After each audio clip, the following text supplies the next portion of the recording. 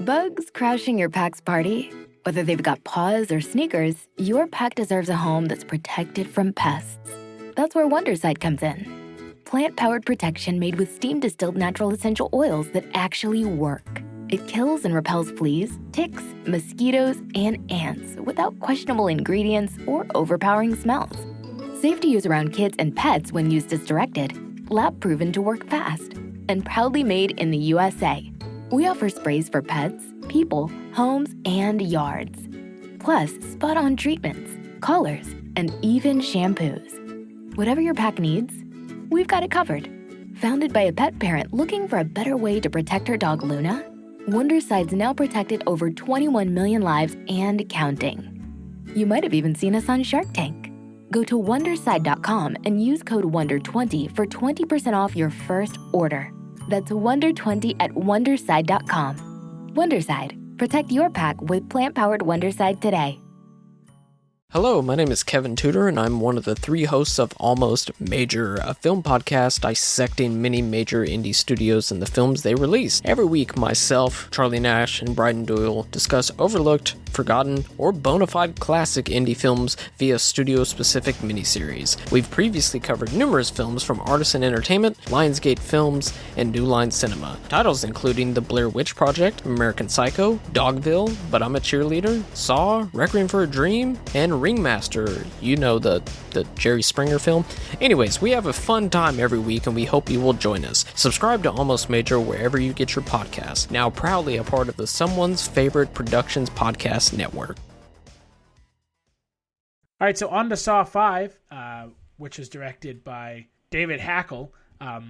It features Agent Straum, played by Scott Patterson, and he is chasing down Jigsaw. And he's the main character of the film, along with Hoffman, who has been revealed to be Jigsaw's third apprentice. And it features Straum chasing after Jigsaw, a.k.a. Hoffman at this point. And then there's also a concurrent storyline of 5 related people that don't know how they're related in a set of traps together that is made for them to work together to get out of the traps. So, Swan, what do you think of this one?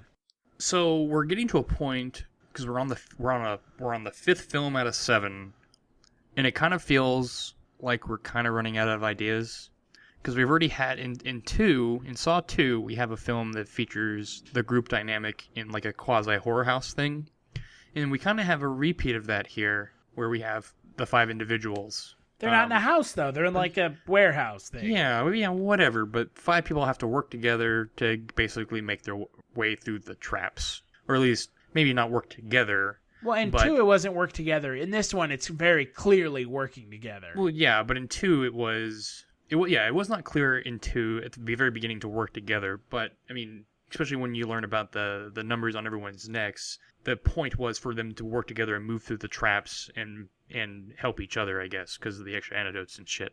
In this one, it's very clear. I mean, it's actually not all that clear, because a lot of them think that it's like one person has to die every time as they make their way through each trap.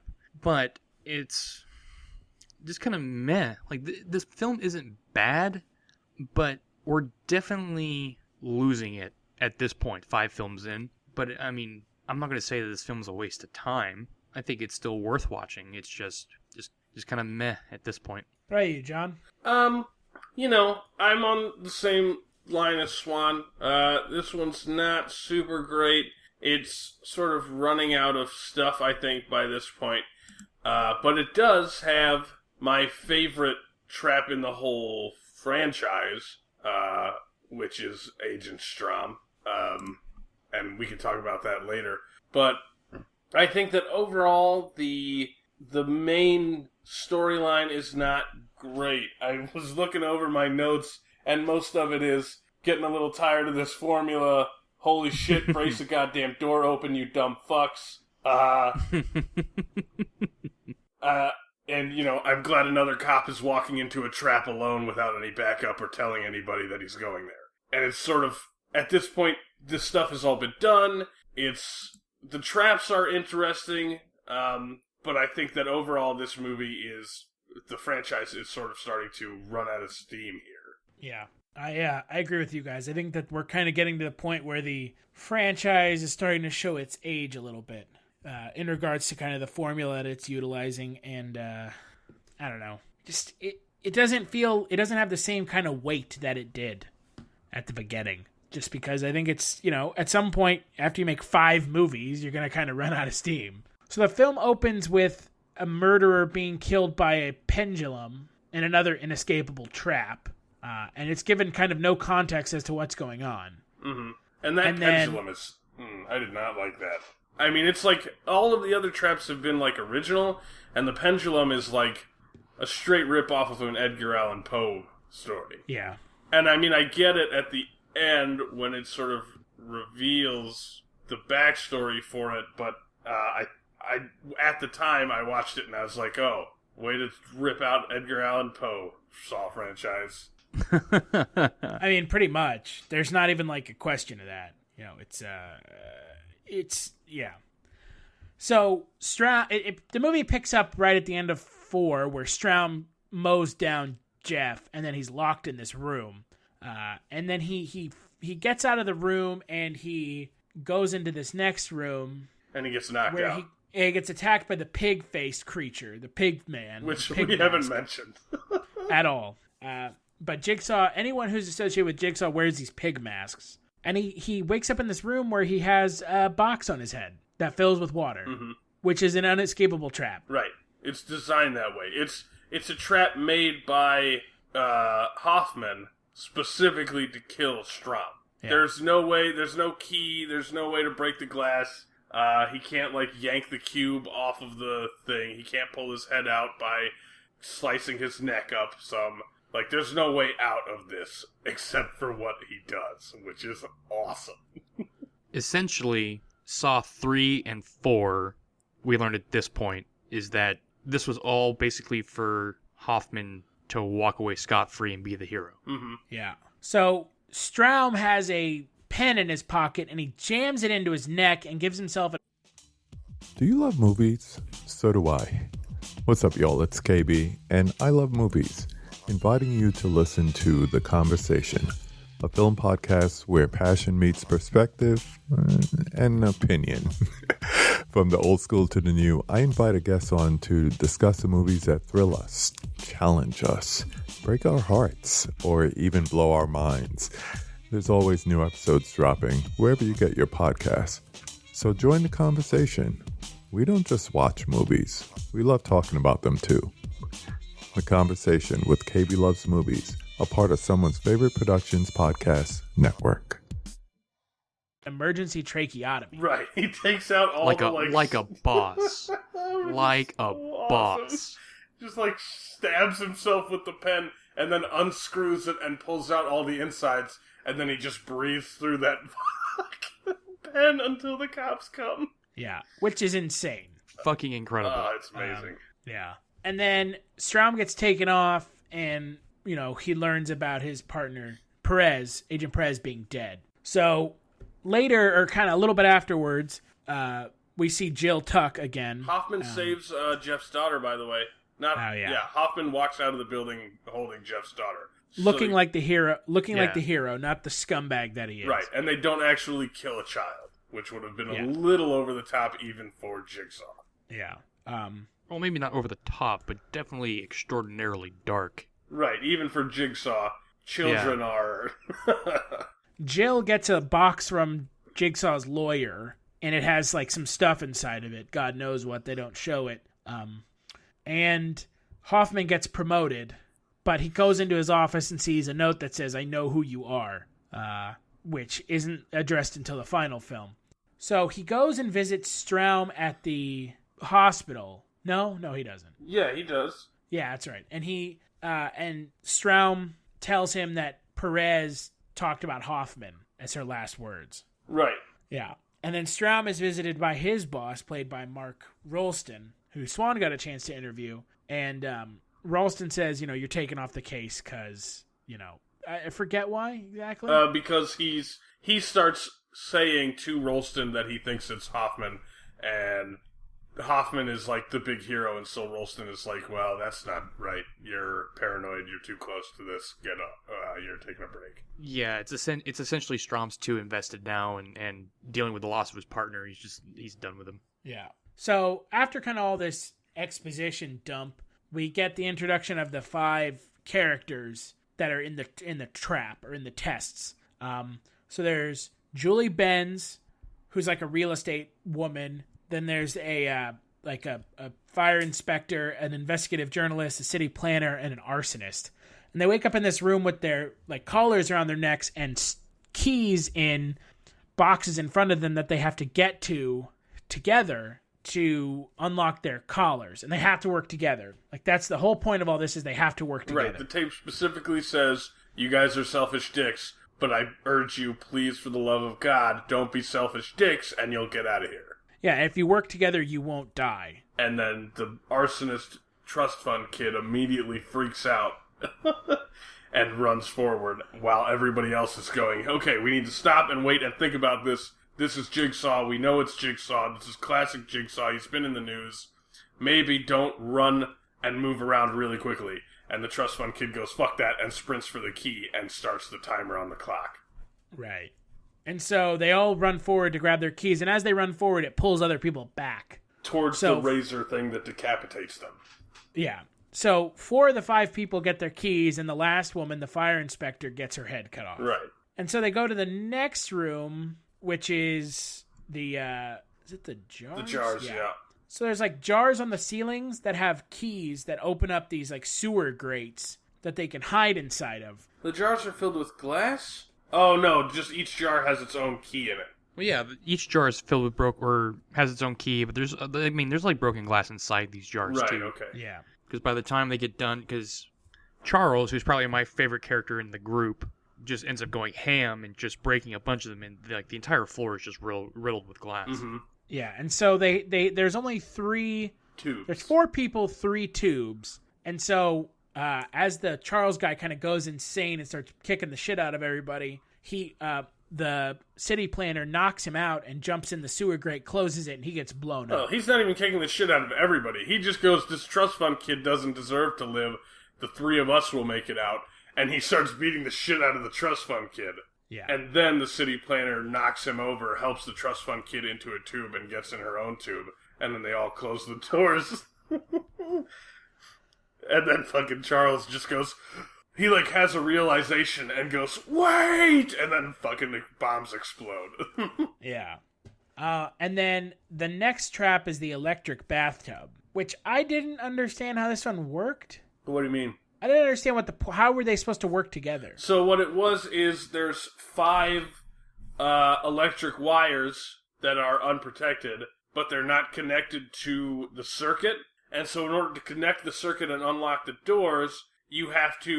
somebody has to get in the bathtub and hold the wires. And the way they were supposed to work together is that if there were 5 of them in the movie, this is the logic, if there were 5 of them, each one could have held 1 wire, and they all could have put their, like, feet in the tub at the same time, and they supposedly would only have been shocked by 1 wire, as opposed to the electricity from the entire circuit joining together and running through them, which is what I'm pretty sure electricity does. What is electricity?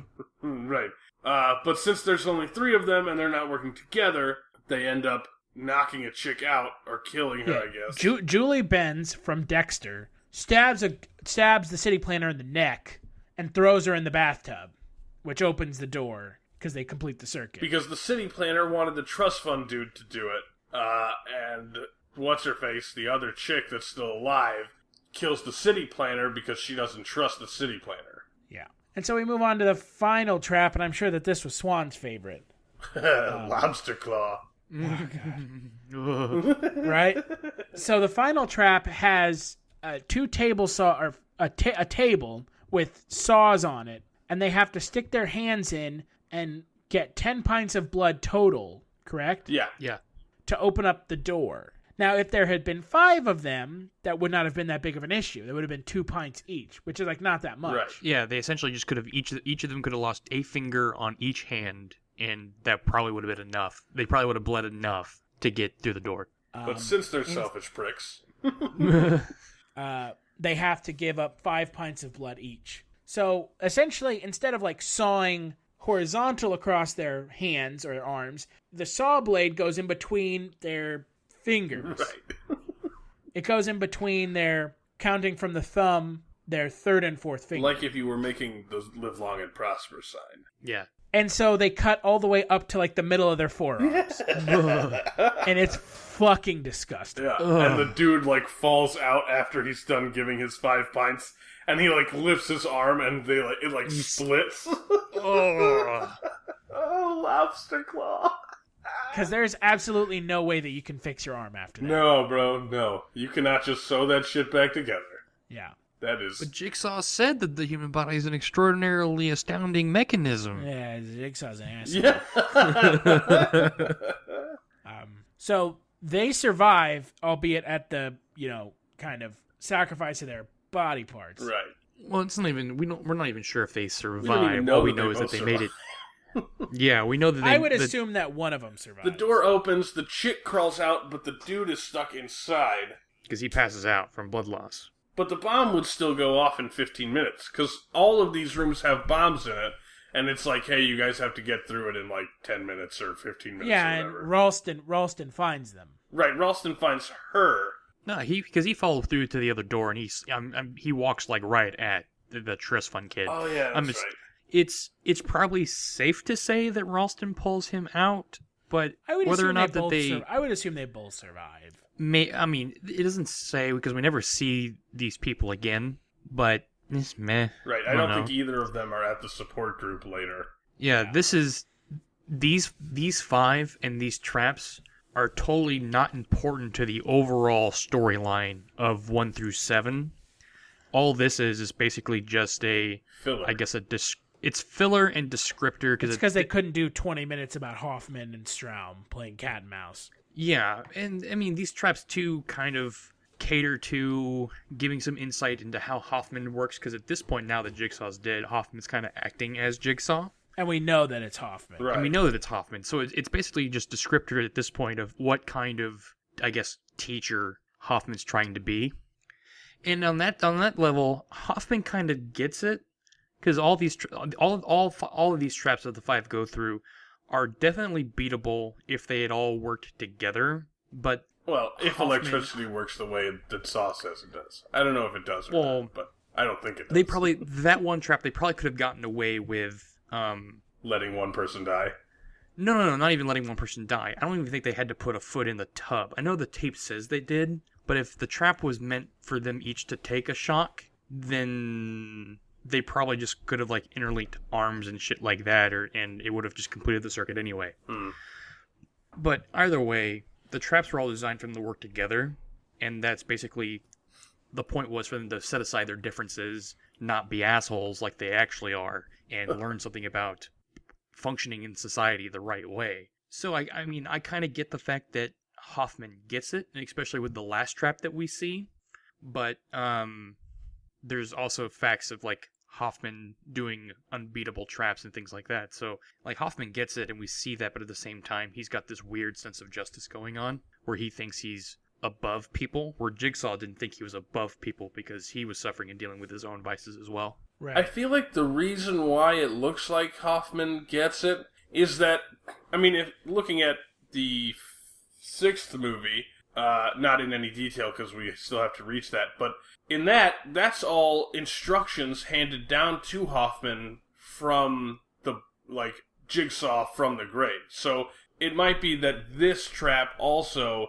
is Hoffman just following instructions. Yeah, it could be. It could be. By the end of the franchise, these 5, we're never given any reason why they're selected. Right. I mean, you get not these any 5 are never reason. they're never revisited. Right. You just get the, hey, it turns out they're all connected in the burning and covering up of the burning of an apartment building that had people still in it. And that kind of leads to the next part of the movie, which actually has something to do with the rest of the franchise, which is Straum and Hoffman playing chicken and cat and mouse throughout the film. Because Straum finds out through his research that Hoffman's sister dies, and that the person who killed Hoffman's sister was was a Jigsaw trap. But it turns out that Hoffman was trying to frame Jigsaw. Right.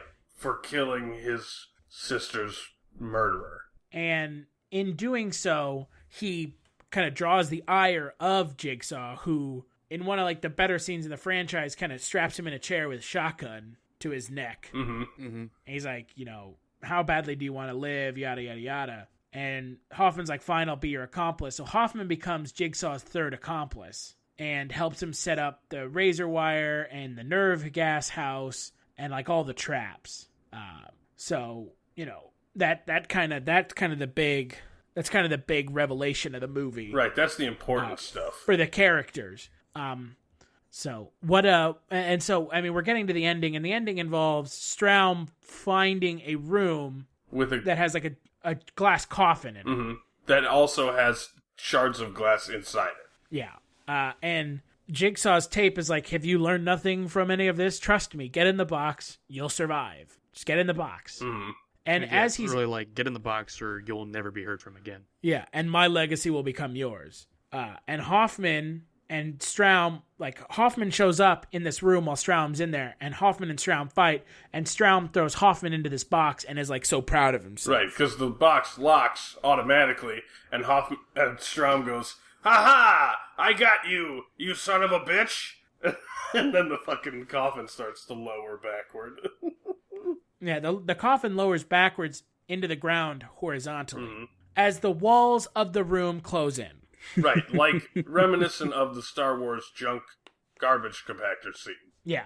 And Straum tries to crawl out of the ceiling of the room, and he gets crushed to death. Right, because he climbs up the wall, grabs the grate ceiling, tries to shove it open, and then tries to brace against the wall, and the wall catches his arm, like his forearm. More compound fracture. Yeah, it catches his forearm and just crushes the bones so hard that they like split out of his arm, and it's fucking nasty. And Hoffman is just in the box watching.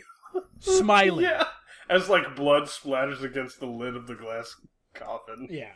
I guess this movie really didn't have a twist. No, I mean, we already... Not one that we didn't see coming, I guess. Right, because we already knew from the last one that Hoffman is the new Jigsaw. So I guess the twist is... on Straum. Right, Straum's dead, everybody thinks Straum is the Jigsaw killer. But we already knew that from watching it. So there's not like a...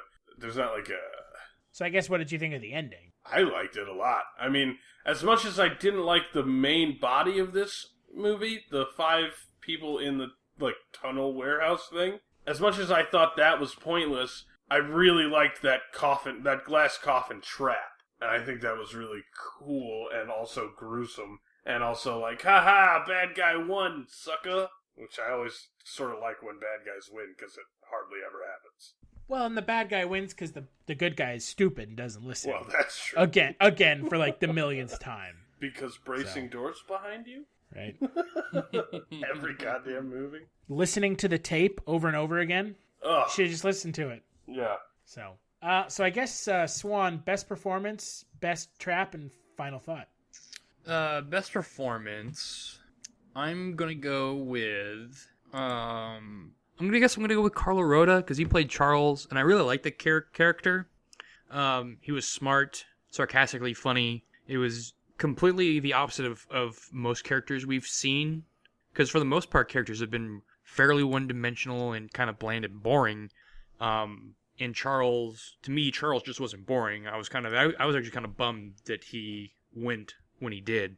Really early? Yeah, really early, like second trap into that series. So favorite trap, this one I was actually kind of, trap wise I was fairly happy with like all of the traps. So I'm kind of at a loss at what to pick as my favorite. But I'm going to go ahead and beat John to it and go with the cube trap. No, that wasn't a good trap. That was a great escape. Fuck that. I'm going to go with the coffin trap because that was ingenious.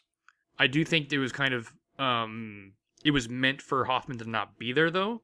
So that made it a little bit more amusing because it seemed to me that Hoffman was freaking the fuck out that Straum was already in the building. It kind of seemed like a contingency that Hoffman hadn't planned for. Well, yeah, because Hoffman's not as good as Jigsaw. Yeah. Oh, absolutely.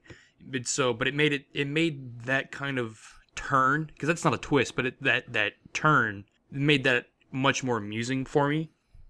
So there's that. Final thoughts though.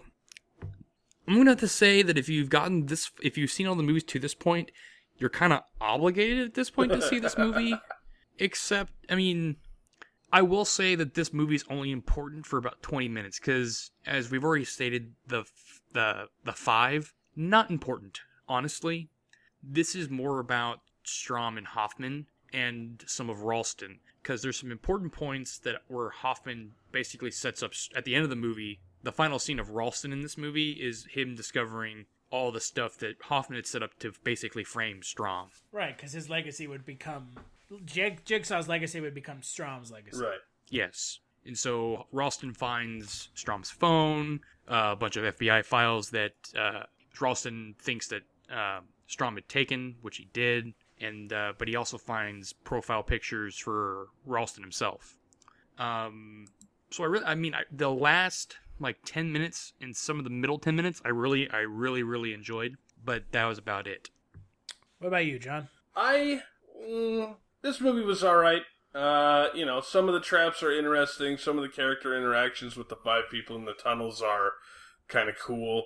The Strom-Hoffman stuff is all really, really awesome. I love their sort of back and forth as good guy and bad guy. And Strom is just a badass, even though he is dumb at the end. Favorite trap?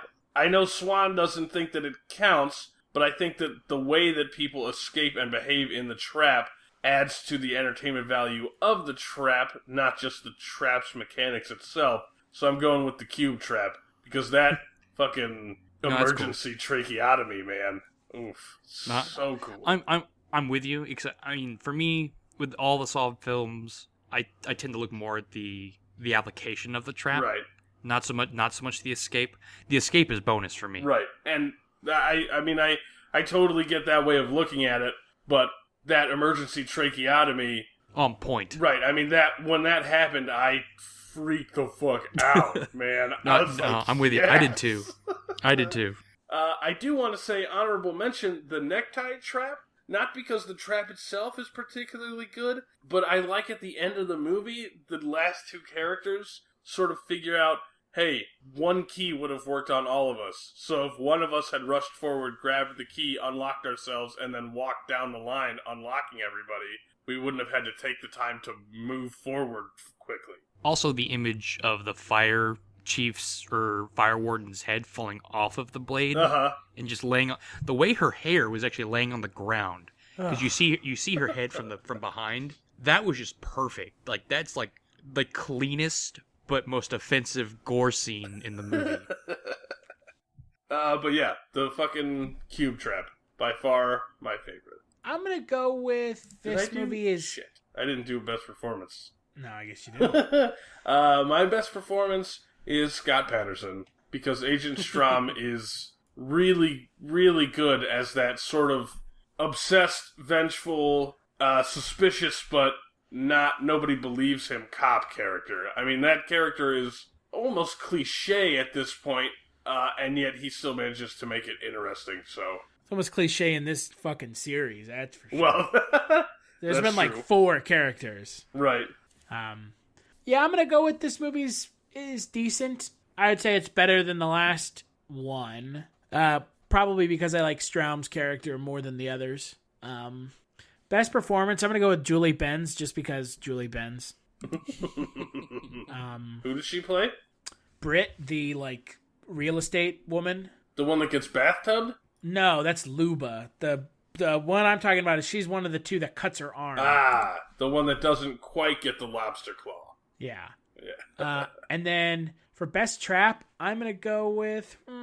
You know what? I'm just gonna go with the blade table, because it's pretty fucking gross and it's pretty fucked up. Oh yeah. Yeah. Without a doubt.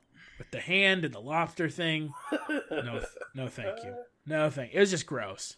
So. That and the realization at that point that if they had just not been dicks to each other, that they all would have survived was well, great. Yeah, that too. Well, Swan interviewed Mark Rolston, so we'll play that interview, and afterwards we'll talk about Saw 6. How did you even get involved in the franchise? Well, interesting enough, and this is an interesting anecdote, Mark Berg, producer, we were, through our wives, were friends. And he started a management company, Evolution Entertainment, and it's still around, I believe. And he took me on into the company, and sadly, after a year, I felt like I was not in the right place and left.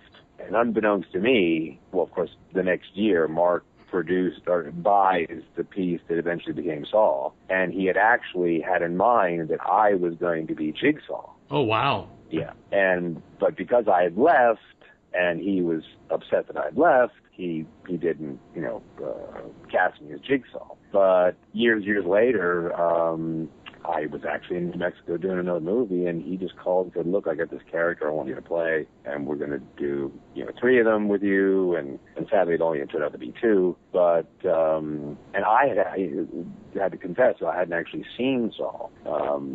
I'd seen Mark to say, "Hey, congratulations! I heard you got a massive hit on your hands." And but interestingly enough, before I actually took on the roles, I went back and religiously watched everything, 1 through 4, and was completely taken by it. It had a deep psychology to the characters and to just the overall tone of each movie. Just the basic premise, they find, bad people and give them a chance to redeem themselves. Oh, absolutely. Yeah, it's deep. So that's what really caught me, and I quickly agreed to do it, and had a great time. And I suggested to Mark that, "Hey, look, how is it that nobody gets close to this guy?"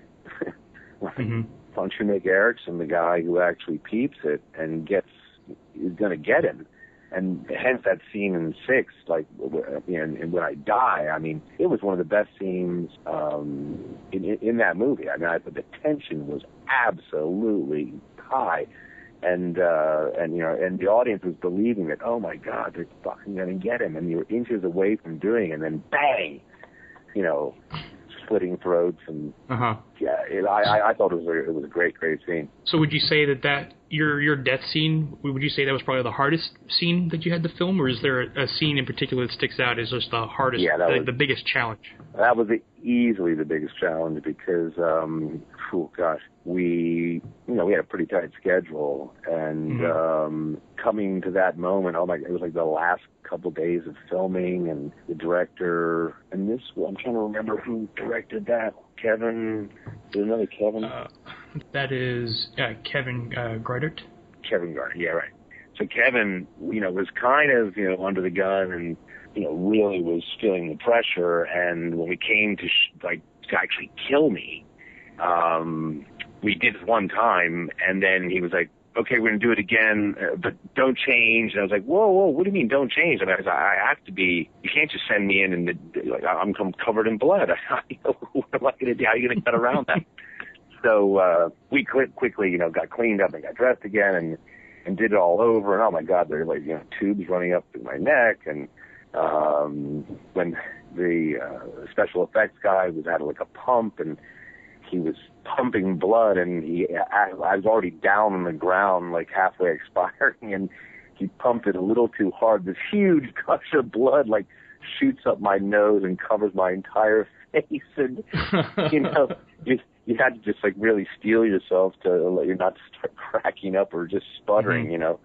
But we did it, and it was you're going for the gore factor, and I think we did it. Oh yeah. The one thing I remember about both films were that the guys in effects were absolute artists. I mean, I think that's part of the success of the whole franchise. Is that Oh, absolutely. yeah. I mean, I remember it was the opening to 5, this evisceration scene Mm-hmm. with the pendulum blade. Mm-hmm. Oh my God! I mean, I saw them set up the whole shot, so I knew there was a guy and he wasn't really being cut; that it was plastic. Yeah. But when that thing hit the model, and the guts and the color of the blood in the guts, and I mean, it was, and these guys were like seriously accurate. I mean, they did not fuck around. Like they made it look absolutely real. So much so that, you know, each year a couple of people would lose it on the set. I mean, literally throw up. My. And my stomach was turning, and here I am, like looking at it, going, "Oh, I knew how they did this, but I almost barked." Yeah, it was amazing. Those guys, yeah, they're amazing. So you were in 5 and 6, and you said you went back and religiously watched 1 through 4 and got really involved in all the content. Yeah. What was your favorite trap in the entire film series? Oh, the one that really just made me crawl was, and I believe it's in 5, when they had to like fill up vials with their own blood. In order to do that, they had to put their arms into a little tube, and there was like a saw that would literally saw their arms like right through the fingers, and like they'd have like flippers. You're like you describing it is enough. It was so brutal. Oh my God, and just made me crawl. Oh, can't tell you. I mean, most every effect they did was just, you know, creepy and horrible. But that particular one just, it was like fingers on a chalkboard to me. I just couldn't. Funnily enough, I got invited to Saw 7, and I took my daughter and 3 of her friends, and that was hysterical because, you know, I would have thought the girls would have been the ones with, you know, their heads covered and like just looking through their fingertips, but it was me. Oh my! So I got these 4 girls that are just like, whoa! They're really into it, and I'm like, oh, tell me when it's over. But it's yeah. But it was gore with thought, and I think that's another reason it was successful. Yeah. So when you were approached to be in 5 and 6, and at the time thought to be 7. Did you expect to be placed in a complex trap at all? Gosh, I didn't actually know. No, because we were like the FBI. We're kind of like, you know, we're trying to crack the world. We're outside of the world. We're trying to get inside the world, not knowing that you were interviewing people that are deeply involved. Yeah. I didn't imagine I would get in a trap. I knew I'd die, but I didn't imagine I'd be in a trap. Were you, disappointed at all that you weren't? No, not really. You know, it's like you get older, and it's like, you know, I've kind of had enough of all that shit, to tell you the truth. I do it happily in a film, but, you know, the enthusiasm and joy about, oh, yeah, when sticking my arm in something and cutting my arm in half and blood all over me, it's just a second there. I don't know. Yeah. No, that's totally all right. So what did you do specifically, or was there anything specific that you did to prepare to play a federal agent? Did you draw from any past experience, or was there any research that you did getting ready for that?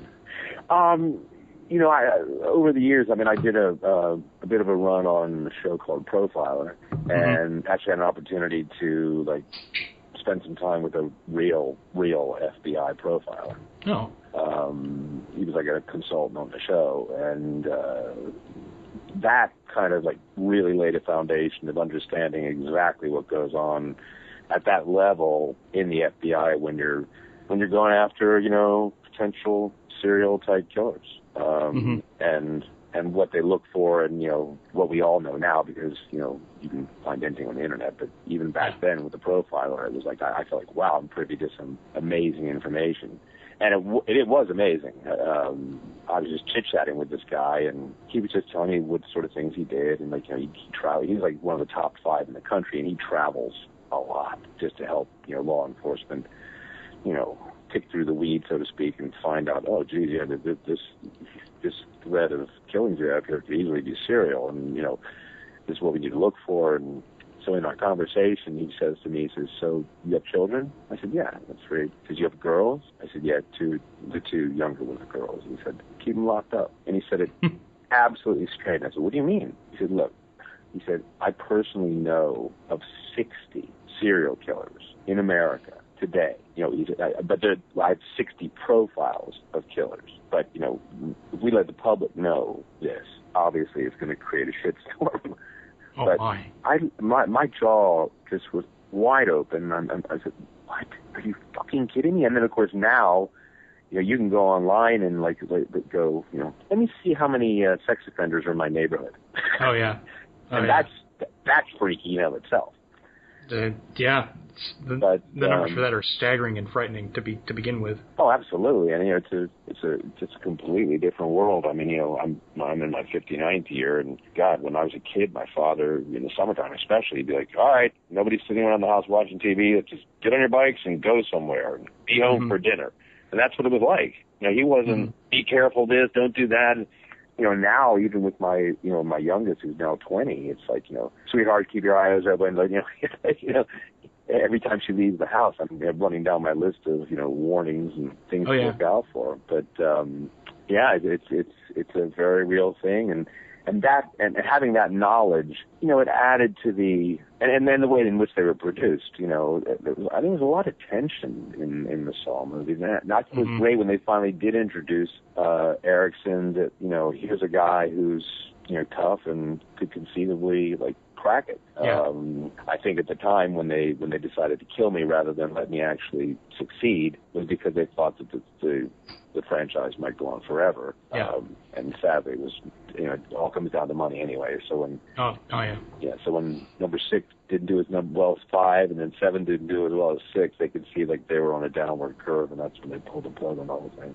Yeah. Yeah. But still, I think it's as horror goes and as a franchise goes, it's very, very, very, very cohesive, very extremely well produced. No, absolutely. It's definitely probably the franchise as a whole is probably one of my. I guess I could solidly place it in my top 20 of just franchises as a whole that just tell a great story and are really well produced. So, I guess a final thought on Saw, I guess, is, as far as what I have written down is, just kind of curious, what was it like working with Costas Mandylor and Scott Patterson?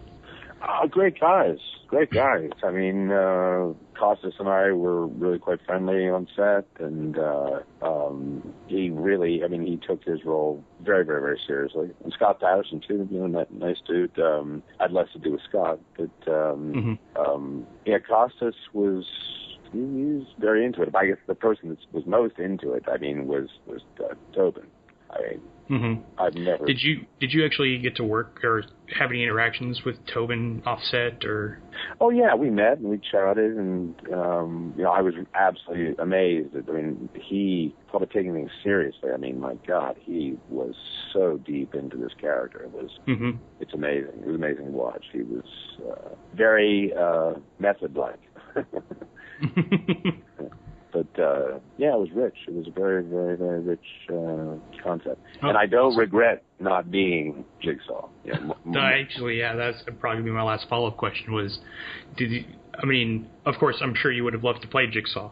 That's I guess as far as that's just a rich, meaty character to play. There's a lot of, to me, I think there would be a lot to go into prepping and performing that character. Yeah. Oh, absolutely. I know. Of course, I'd be up to the challenge. I was really responding to the fact that Mark Berg at one point said he felt sorry for me that I didn't stay on in his company to play Jigsaw, and I was like, dude, don't feel sorry for me. It's the way things, the way the cards were dealt anyway, and the way things, just transpired. I don't regret it. I think, you couldn't imagine anyone other than Tobin.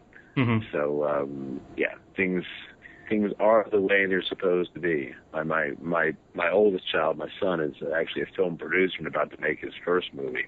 And I kept, for the past, it's quite a process he's going through, but he's done it. He's got, $10 million and filming in London, and he owns the project outright, which is great, but he's been going through this horrible just rigmarole with his financiers about who they regard as bankable and who they want to be in the movie. And it was funny at one point, not too long ago, my son said, "Yeah, Dad, the financiers, I have to put an offer out to," I won't name the guy. I was like, "Really?" that guy, he's nothing like the character. He said, Dad, I know, but, it would raise the profile of the movie. And so I get that, but God, Adam, he's really not very good. And so a week later, my son calls me up. He goes, Dad, God, I'm glad he turned us down. It was like, oh, great. And now he actually has the actor that he always wanted. Mm-hmm. So, and I've told him throughout his process, look, I said, whoever, as the pieces fall into place, whoever's there doing their specific role or job, that's who was meant to do it. So, I don't regret it. I'm happy to have been a part of it. Mm-hmm. Just maybe there's another horror franchise out there for me. All right, on to Saw 6. The second to last movie in the franchise, directed by Kevin Grudert, who had been a editor on a previous film. It features Hoffman as the main character this time around, after having killed off Straum in the previous film. And this movie really focuses, the last two movies really focus on Hoffman. This one more than the next one. And Hoffman is just trying to get the police off of his track, put them on Straum's track. And also there's a concurrent storyline with Peter Outerbridge's character, William, who is a insurance company CEO. And he's put through some tests as well. So, Swan, what did you think of this movie? I like this movie. And I'm surprised. I like this movie more than the last three. I definitely like it more than the last two. I like this one a lot because it kind of gets back to what the third film was about. And I'm actually surprised I liked this film because I didn't see it when it came out. And I was in the camp that I didn't go out and see it because I had heard from a bunch of people, a lot of people that I respect opinions on about film, that it said that basically the Saw franchise after fifth film on sucked, that it was just awful.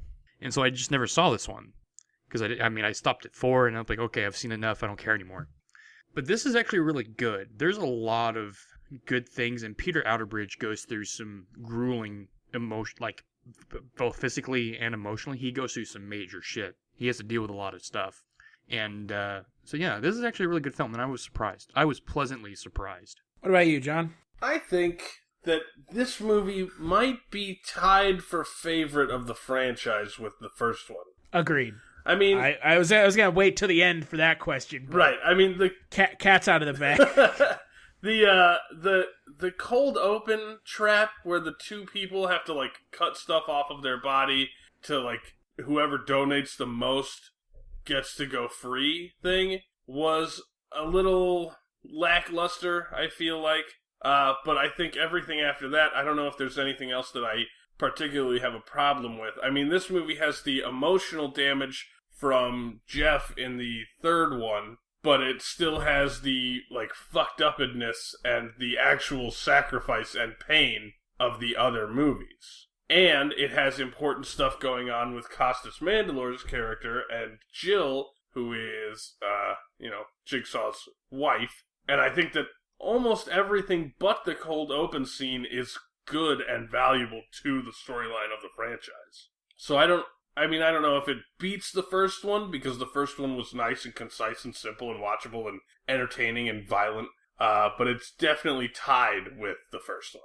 I'm going to actually disagree with you. I like the cold open. I do too. I like the cold open because this cold open is the most intense cold open of all the cold opens in the series. Mm-hmm. It's really screwed up because the woman cuts her goddamn arm off. Yeah, but I mean, with a cleaver. Right. She starts off with a regular little combat knife. Yeah. And then she figures out to use the cleaver a fucking inch into her arm. She figures out to use. It's not even like a combat knife because it's not designed to do what she's looking to do. For what you want to do in that situation, you want something more like your like a knife that you would take out on a hunting trip, like something that you would actually skin and process deer or other game with. You would want something that could possibly cut bone if you needed it to, which is why she moves to the cleaver later. But the visuals of Eddie slicing stomach fat and just skin from his midsection was kind of out there, and Buh. That was screwed rough. up. Yeah, that was rough. I have a question relating to this cold open. Okay. So the reason why they're motivated to cut off chunks of their body is that they have these headpieces on with the screws that drill into the side of their head, right?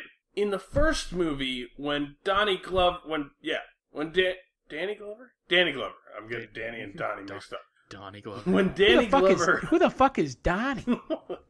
When Danny Glover and his Asian partner, whose name I can't remember, when they get to Jigsaw's, like, hideout, they find a dude strapped to a chair with, like, the drill thing, and when they're hiding, Jigsaw says, he says, "I've given your life purpose, you're the test subject for something greater," right? So that suggests that guy in the chair was a test subject for this trap, because this is the closest that any of the traps get to that chair, right? I guess. So does that mean that Jigsaw is also just like randomly wasting people to get his traps right? I think he's fine-tuning his traps. Right, but he's killing them to do it. Well, no, because you see like mannequins with shit on them as well. Yeah, but there's still a dude in the chair. Well, yeah, but I think that he was just doing... I'm not sure that these traps are related like that, so... So the movie opens with the end of the fifth one, after the cold open, with, Straum getting killed by the room, being crushed to death. And then Hoffman gets called to the scene, and they find Straum Straum's fingerprints all over the place, because Straum's hand was still hanging onto the grate. Hoffman just, like, pries that shit off of the Yeah. That was actually a really gross scene, because at that point, like, Straum's hand had gone through, like, rigor mortis and was, like, frozen, clamped onto the screen. And so he's, like, peeling back, and you hear, like, bone breaking with the pliers. Ugh. And, like, fucking Straum's, like, rib cage is suspended there by his arm. Like, when Hoffman walks in, there's, like, a rib cage and, like, a skull and just a bunch of goo suspended by the arm. Is there? Yeah, and then... It was, but when the walls were parted for Hoffman to walk in, it fell. Mm-hmm. It hits the ground. But there's, like... That was a fucked up visual. Yeah. Yeah, I don't remember that. It's just, like, a second, if not less. Yeah, the remains of Straum's corpse collapses onto the ground as Hoffman parts the sea, as it were. So yeah, so Straum gets killed, obviously, and Hoffman's under the thing, and he comes out, and he takes his hand, and it turns out that Perez survived her supposed death, Athena Carcanus, because they wanted to protect her. Right, because they didn't know... They were suspecting that they had someone inside the force helping Saw, or helping Jigsaw. Right. So they didn't tell anybody that she was not dead. Right. And Hoffman meets up with this reporter outside the scene of... I forget what's going on. There's like a reporter or something. I don't know what her deal was. She's sensationalizing Jigsaw. Right. And drawing more and more and more attention, like fine detail, to his story. And she's apparently getting close to either exposing Jill Tuck or Costas, kind of. Just people that are associated with Jigsaw on some level. She's starting to find things. Yeah, because she finds a note. Yeah, she finds a note. That note that Amanda reads in Saw 3 or 4. Yeah, that's right. Yeah. And so... She's basically digging where she shouldn't be. Yeah. And then Hoffman meets with Jill and tells her, like, hey, this is, like... your husband's dead, I'm in charge now. Yeah. And Jill gives him 5 envelopes with people that are to be tested. That are out of the box. Like, it's finally revealed that the box that she got after Jigsaw died had those envelopes in it. Right. Finally confirming that she is an accomplice. Yeah, that she's involved, yeah. Right. And that's where it leads to the concurrent storyline of William Easton, played by Peter Outerbridge, who I spoke to about the film. And he is an insurance company exec who meets with this family, or meets with an attorney about a guy who died because he got denied coverage. Mm-hmm. And that evening he's kidnapped and put in a, like, I don't even know what you want to call it, like a crusher. It's essentially a vice. It's a vice that's operated off of breathing. Right. And so all of these tests that William Easton are put through is to show, like, because the Jigsaw kind of nails it down to the most simplified version that he's this insurance salesman, this insurance exec guy is deciding who lives and who dies. So now he's really going to decide who lives and who dies. Right. So he's put in this respirator machine alongside the janitor who smokes all the time, and he who holds their breath the longest survives because the other guy's going to get crushed to death. And so the janitor doesn't hold his breath, right? Because he's a smoker. Yeah. Apparently he does have like lung cancer or something like that. There was something about that in the tape. Yeah. So I don't know. I thought this trap was kind of interesting concept, but Yeah. Kind of in comparison with some of the other traps in the movie. Yeah, I mean, it's not great, but when he gets out, you do notice that he's got like a wound on his side that becomes important later, and it also introduces the woman and the kid, the teen, that are in a cage with a fucking switch that says "live or die." Right, which you think are William's family. Right, that's what it suggests that's... Because they keep saying, this is because of your father, this is because of your father. Right.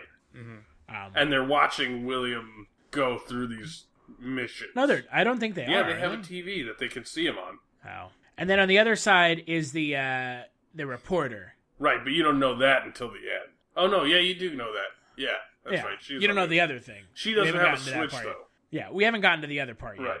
So the next trap is... two people are kind of standing on these pedestals, and William Easton has these handles that he has to hold out. And if he lets go of one person dies, the other person lives. Because they have nooses of barbed wire around their necks. Yeah.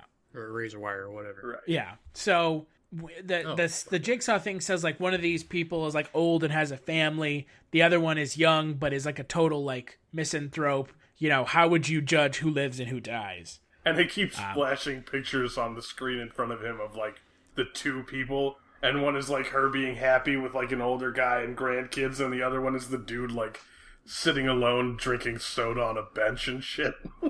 Yeah. That and the two chains he's holding, like, every, like, 5 seconds. Like, they're pulling out. Yeah, pull away from him. And and with that wound, he's hurting at this point. Yeah. So he chooses the younger guy. To let die. Yeah. And the older woman survives, and I'm assuming she gets away somehow. That fucking realization, though, man. Like, as the younger dude realizes that he's... and he's just like... and he's got, like, a gag in his mouth, but he's clearly yelling, like, fuck you, you sack of shit. And then the pedestal drops, and he, like, swings forward and smashes into the glass. Yeah. Ooh, that's rough stuff. Yeah. The next trap is one of the two best ones in the movie, in my opinion. The steam room. So there's like this boiler room, and one of the Williams kind of lawyers, I guess it's the lawyer that he talked to at the beginning of the movie. He has to lead her through this like boiler room. And by doing so, he has to burn himself on these steam things. By holding down this handle, he reroutes the steam to burn him as opposed to her. So she can get through the maze. Yeah. Because all the while, she has this apparatus that when the timer hits, she has 90 seconds to get out of the maze. All the while, she has this apparatus that when the timer hits 0, it's going to shoot a pole through her fucking head. Yeah, from up through her chin up into her head and kill her. So he manages to lead her through the trap, burning himself horribly in the process. Twice. Two burns on either side of his body that are just gross. Yeah. And then she gets to the end with some time to spare, and it shows like another x-ray from a doctor, some doctor, who knows which one. And it shows a key inside of a human side, instead of a human body. And she looks at herself, and then she realizes that William Easton has the key inside of him to open up her apparatus. She picks up in his side. Yeah, she picks up a circular saw and tries to fucking kill him. Instead of just being like, hey man, cut open your side, please give me your key or I'm gonna die. Yeah, she just like tries to attack him, and he's like, fuck this shit. And he manages to stave off her attacks long enough for the timer to run out and the pipe to shoot into her head. Which I felt was another poorly designed trap. Why? Okay, look. If you're looking straight forward and you have something strapped to your chest that points up through your chin, right? straight up through your chin and out your brain. If you keep it in that position and lean your head back and to the side, and then you drive that point upward, it passes your head. Yeah. It might, like, nick your chin, but you're not going to die. So literally all she had to do was lean her head back and tilt it to the side, and she'd get a nasty cut, but be fine. Yeah, but again, what is leaving doors open? All right. It's like the same thing. Yeah. Plus, you're still assuming that a character will think clearly and act with a clear mind when they're... Well, I'm assuming that you're going to do literally anything to not die. Well, yeah, but she's focused on getting the fucking key. Yeah, but when the timer goes beep, beep, beep, then you just throw your head back and hope that you don't die. Yeah. No, I understand your point, but at the same time, like, yeah, it's a flaw in the design, but, I mean, you're assuming that someone's going to act clearly and have, like, a clear mind to act that way. Yeah. True. Because she gets burned the fuck, too. Yeah, she does. Because anytime she's in the maze and he lets go of the pipe, it turns back to her and sets her. Yeah. So, all in all, that was a nasty 90 seconds. Yeah. There's one other thing I want to point out. We didn't mention that Peter Outerbridge's character has, like, explosives on his wrists and ankles. Oh, yeah, that's right. And every trap that he gets and completes, another one falls off. And it turns out that these explosive things are covering little, like, reminders of times where he met Jigsaw. And so you get background that, hey, this guy is in this trap because he denied Jigsaw's attempt to go to, like, Switzerland or some European country. To go get experimental treatment. Right, that wasn't proven to be effective and wasn't in his insurance plan. And so Jigsaw got super pissed and decided to put him in a trap. Right. More commentary on how insurance companies are bad. Also more commentary on how Jigsaw is a fucking psychopath. Right, and likes people to die. That too. Like, this is the first movie where I legitimately felt like, and this is something I talked with Peter Outerbridge about, that Jigsaw is breaking his own rules. Because Peter Outerbridge is just a company executive doing his job, not caring about his life or actively hurting people. He's just doing his job.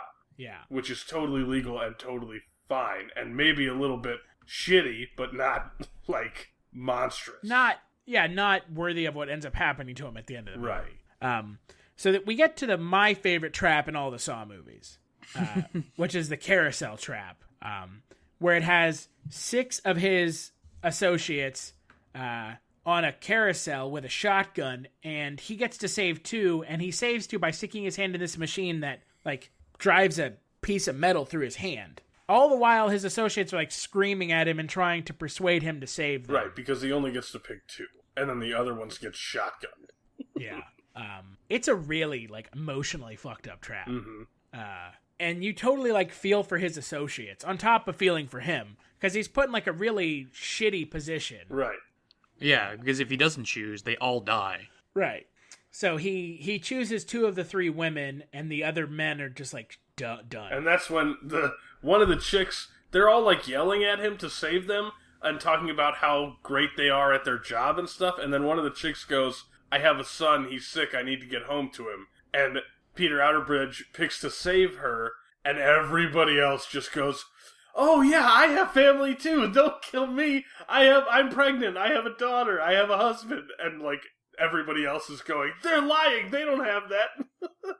Or the worst one is the last guy left is left after Peter Outerbridge has already saved someone. Yeah, and he's, like, sitting right after the chick that gets saved, and so it's like, he's the last one left, and you know he's gonna die, and he spins around, and he's like, you fuck! You piece of shit, I should have known! Like, oh, man. And he does that whole, like, look at me! Look me in the eyes! Yeah, oh, man. And Peter Outerbridge doesn't even try, and, like, honestly, I would have at least tried to hit the buttons a third time. Because maybe it's all a trick. Like, maybe it's all Jigsaw being like, hey, if you had just hit the button and been willing to sacrifice yourself every time, everybody would have lived. Yeah. Who knows? Who knows? Right, because he doesn't try it, so...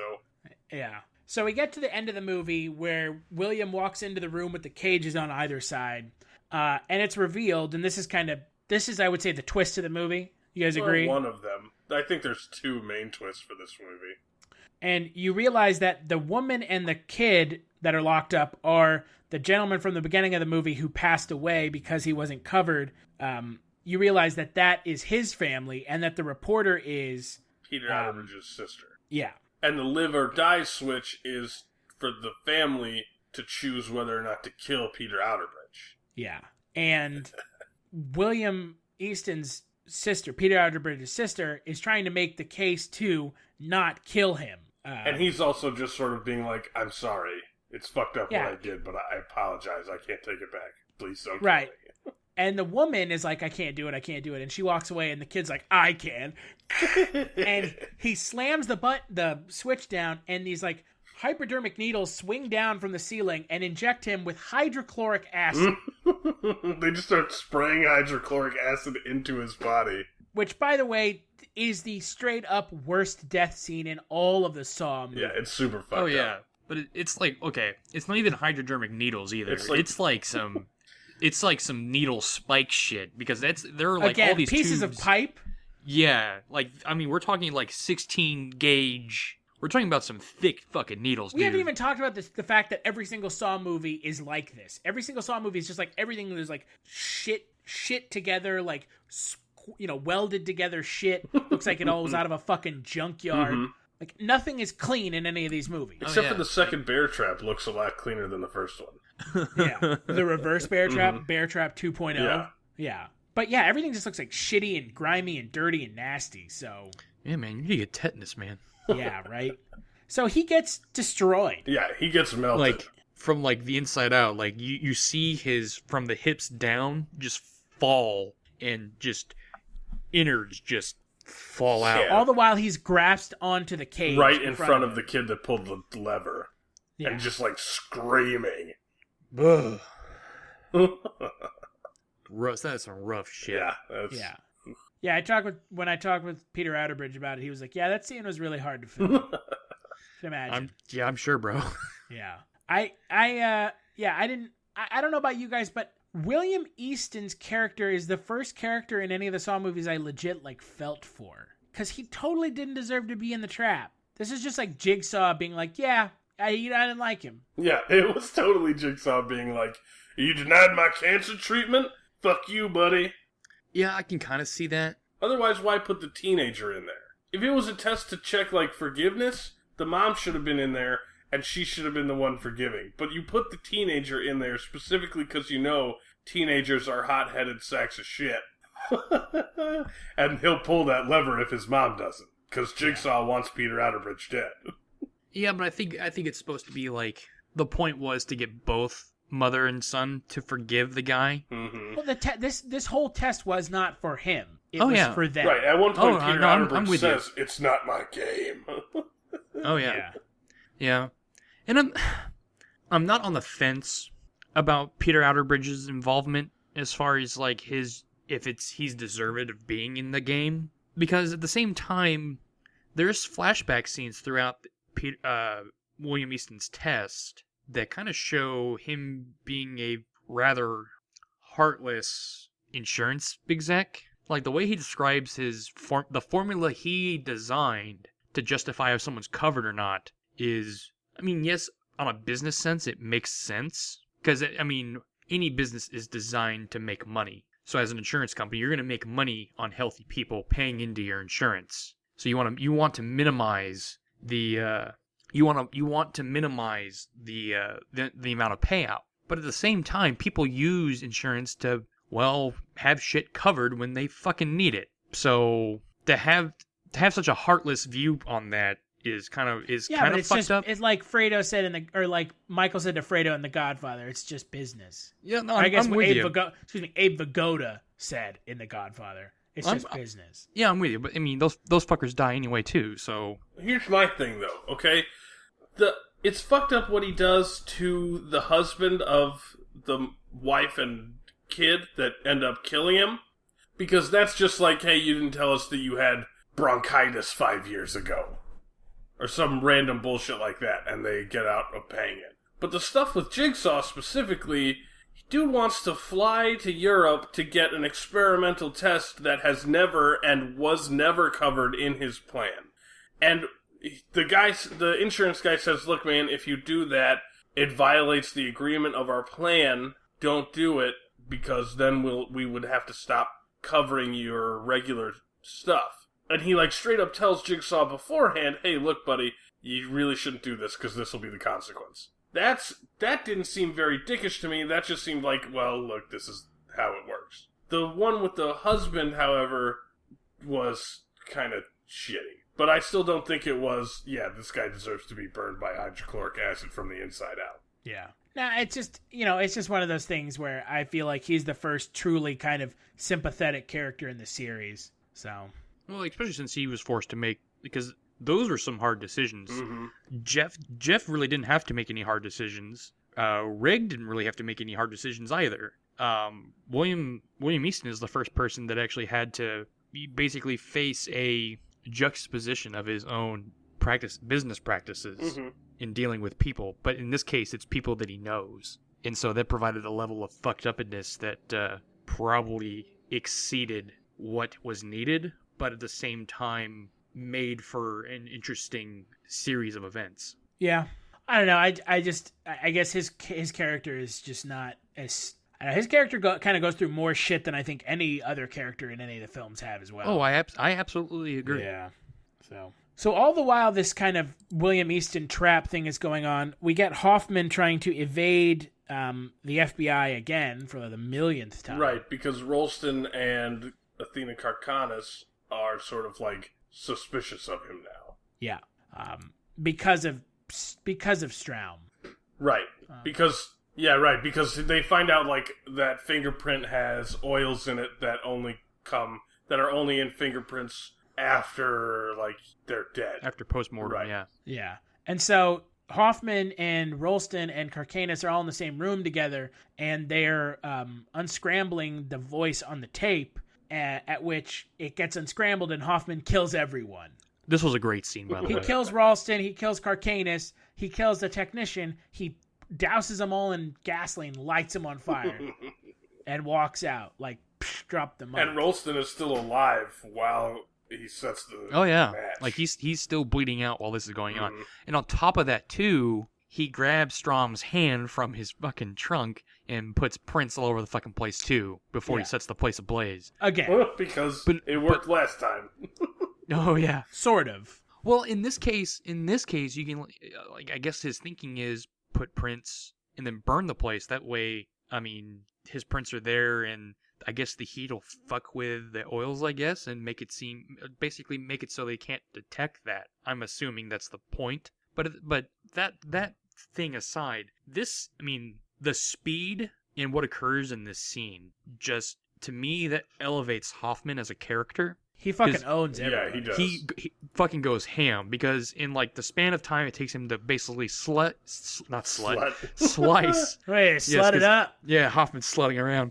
But in this, I mean, in the time literally, like in the span of like 20 seconds, slices Rolston, blinds fucking Karkanis with hot coffee, and then like grabs the tech specialist, so Karkanis shoots her, and then he like stabs Karkanis like 20 times in the abdomen. And that sets the wall on fire. Oh, and that all happens in like 30 seconds. It was incredible.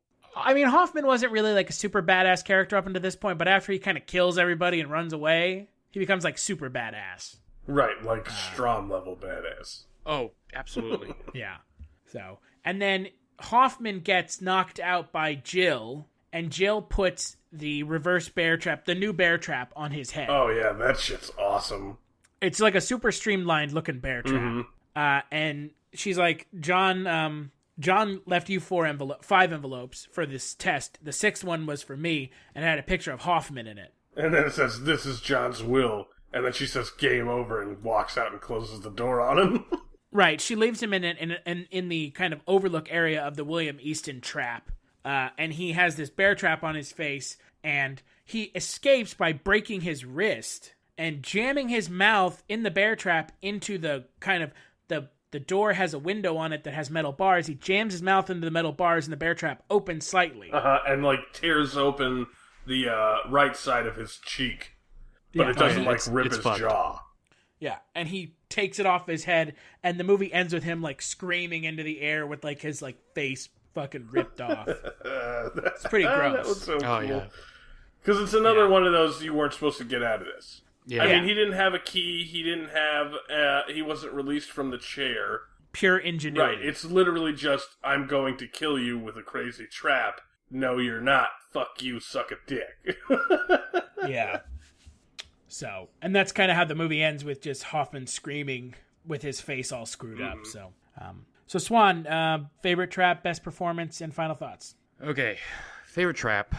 I'm going to go with. I'll go with a pound of flesh, just because I really like the. That was a really visceral trap. A lot of things going. Well, not a lot of things going on. It was extraordinarily simple, but meant a lot. The act of cutting off chunks of your body was kind of powerful to me. Props to Eddie for going as far as he did, but Simone got it in the last minute with like her whole arm from like the elbow down, Which was fucking awful. Oh, dude, yeah, it was bad. That was hard to watch. We're getting to a point in the franchise where the gore is coming kind of unlimitless. There are no bounds.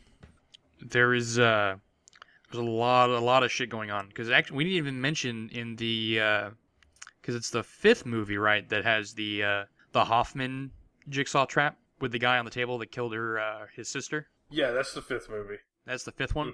Mm-hmm. The pendulum trap. Yeah, the pendulum trap.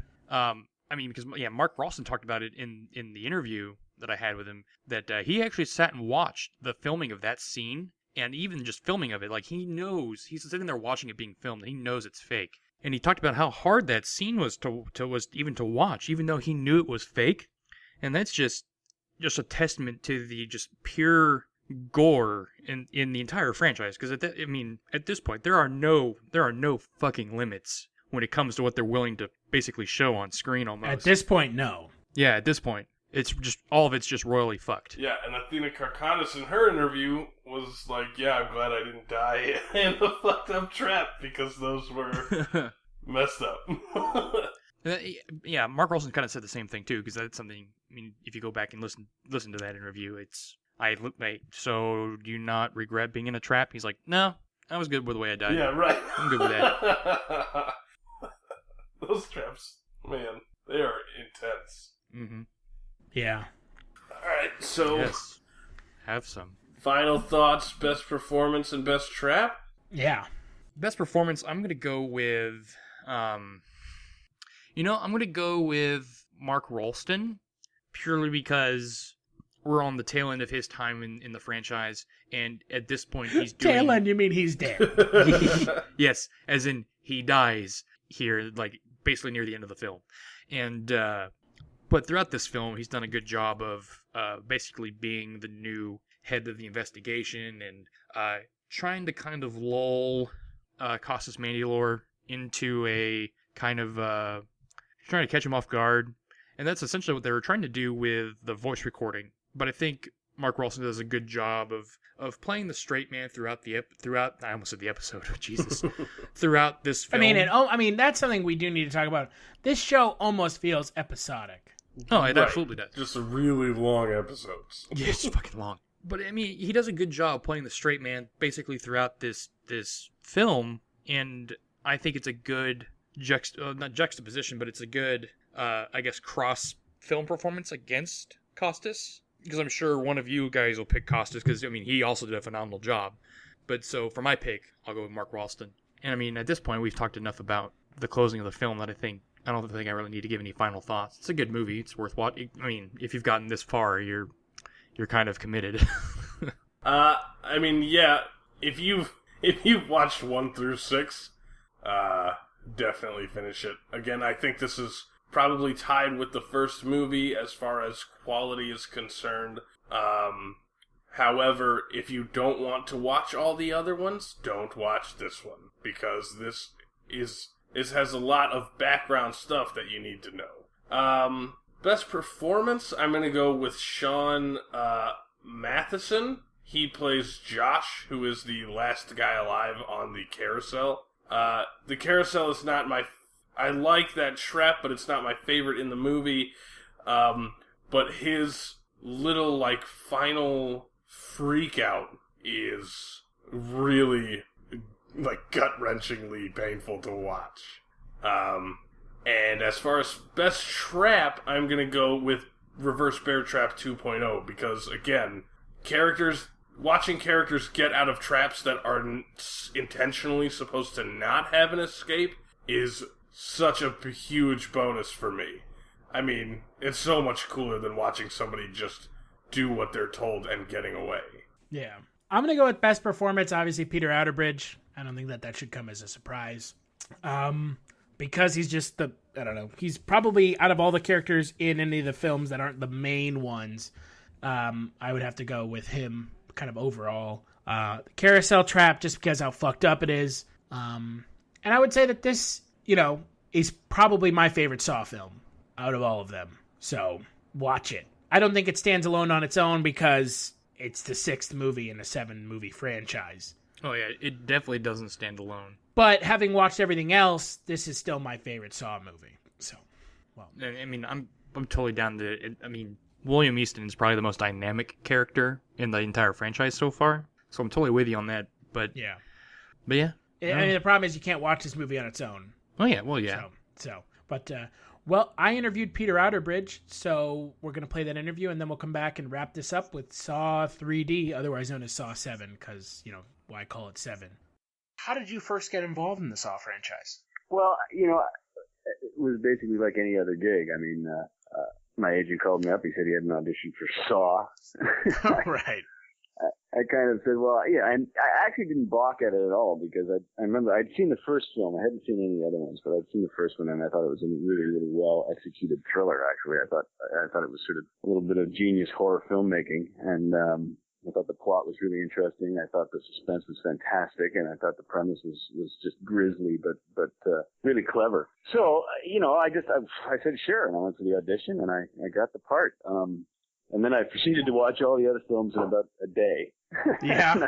That was a little bit of a bit of a Saw binge, and it was a bit overkill. I got to say, by the time I got to the end of it, I was like, okay, I really can't see another body part at the floor. It's just so gruesome. But I got to say that I think that for me, what is really intriguing about that franchise or the story anyway, is that if you think about it, all of those films take place in about a week. Right? Yeah. It's sort of all the investigation covers about a week, maybe a month, but that story arc sort of continues over the course of a month. Meanwhile, the films took several years to make. Right. But the B plot story, with Costas and the FBI and trying to outsmart everybody and all the twists and turns, I thought was brilliantly written. And it really kept you wanting to watch the franchise, despite all the grisly, gruesome bloodshed. You really wanted to see if Costas was going to get away with it or not. Right. And he sort of became the ultimate anti-hero, in a sense. Yeah. So you actually enjoyed the films prior to watching to starring in Saw 6. Yeah, I did. I watched all of them Yeah. leading up to it. Yeah. Yeah, I kind of did the same thing in the last week. I kind of watched all of them in about a couple days, and I kind of came to the same realization that I felt like I needed to go take like a shower afterwards. Yeah. Because it just kind of feel dirty. You play William Easton in the movie. Yeah. An insurance company CEO. So what was it like preparing for that role, I guess? I did a lot of, talked a lot to Kevin and the writers, Kevin Goodford, and even worked with Tobin. In terms of preparing for it, like researching insurance guys or anything like that, I didn't really get into that. In something like Saw, and something like the Saw franchise, or something like this kind of genre, you're really painting pictures in pretty broad strokes, and you're definitely playing a symbol. Whatever the writers are on about, whatever point they're trying to make, they're writing the character to sort of represent the theme. So whether there really are people like William Easton out there, I'm sure that most insurance salesmen would argue that it's not that simple and it's complicated and we're not evil people and we're not bad people. And I think Kevin even wanted to sort of put an element of that into William, that he wasn't necessarily a bad guy. He had come up with a brilliant mathematical model in which everybody won as long as you played by the rules, which ironically is sort of what John Kramer talks about all the time, right? Right. So there was a bit of a question as to whether or not John Kramer actually started getting his philosophy from William Easton. But in the end, the two of them had very sort of similar philosophies, which is if you play by the rules, you'll win. But if you don't play by the rules, you lose. And I think as a character, he really just sort of became symbolic of, I think, was sort of endemic in the United States medical system at the time, because of course there's Obamacare out there now, but at the time it was really, the insurance companies ruled the world, and there was sort of a common belief that they would shaft you at every turn and every possibility they could. And that you had to be very careful when you read all the fine print, because really you weren't covered for anything. So yeah. This was really, I think, the writers' attempt at getting back at probably a lot of bad insurance problems that they'd had in the past. Yeah, I can agree with that. I hadn't thought of it that way, and hearing you say that kind of made me, because I just watched the movie recently, and I didn't see it when it came out, and obviously when the movie came out in 2009, kind of still in the middle of the recession and whatnot. So I hadn't even kind of made that connection, but I actually totally agree. You know what I mean? It's like I think a lot of people were disenchanted by their insurance companies back then. Right. And it is true. It's sort of the insurance companies get richer and richer and richer. And when you do actually have to make a claim, they always come up with some reason why you shouldn't get. You shouldn't have to pay out. Right? What was the feeling like on set when you were filming the movie? Was it kind of a relaxed set, or was it more kind of hectic? It was a very actually light set. I mean, you're dealing with incredibly dark stuff, right? So there's a real broad sense of humor on set, because you sort of have to keep it light. Mm-hmm. If you stop for a second and think about what you're actually doing, it's pretty horrific stuff. And I think that you wouldn't be able to go home and kiss your family and sort of try to stay sane. So yeah, I mean, there was a lot of humor on set. It also helped. I mean, we shot it in Toronto. I'm from Toronto. I knew most of the crew, so it was a bit like going back to school. A lot of really great guys who, they just make it easy. So the crew actually moved the set along at an incredibly fast pace, which was remarkable when you consider all the technical stuff that went into it. Like, each trap had so many technical aspects that you thought, this is going to take forever to shoot, and suddenly you had done it in half a day. Right. And you're like, how did we get through that? Like, right. There's the I seem to remember which was the trap that took the longest. I guess the carousel trap probably took the longest to shoot, but that was because we had so many actors, right? Mm-hmm. So there's a lot of coverage. But I think the most complex trap was the steam maze. Yeah. With just because, the steam had to turn on, it had to turn off, and then, the door had to lock and the light had to go on at a certain point. And, you break every trap down and you shoot it in sections, but at the same time, there were so many things that had to coordinate, to make it all work properly. I thought it was going to take forever, and then, it didn't. It took half a day. So that's entirely attributable to the crew, because they just know what they're doing. I mean, the Toronto crews, I don't know where you're from, Chris, but the Toronto crews they're second to none, really, in the world. And they have that reputation. They just can move things along incredibly fast. Yeah. Just because they're so professional. They just so know what they're doing. So that was good. And the other thing, they really know their game. I mean, it was the same crew that has worked on every single Saw film. Right. So they all knew each other, they all had a shorthand, and they all knew exactly what was going on. So you could afford to keep things light on set, because there wasn't a lot of, technical foul-ups. There weren't a lot of people yelling at each other to get things right, because they knew what they were doing. They knew how to do it. And I think a lot of the traps were sort of, the first couple of movies that you do, and you've got these traps, and you don't really know how they work and how to film them and how to shoot them. But by the time you get to the Saw 6, the traps sort of are amalgamations of previous traps, right? So you sort of know your way around them. And I remember the chest crusher scene, the first trap that Williams in, was fascinating, because they had guys on. I mean, the traps all look like they're completely functional, but they're really like giant marionettes. Right. And they've got about 6 or 7 guys in the shadows, pushing buttons, pulling cables, pulling, ratcheting stuff, so that they are really like great big puppets that you put the actor into, and then they've got like 10 or 12 crew guys standing around in the shadows manipulating the trap, right? So it was really kind of a fascinating process to be a part of. The films themselves feel very visceral and kind of grimy and dirty. Mm-hmm. Did it feel that way on set?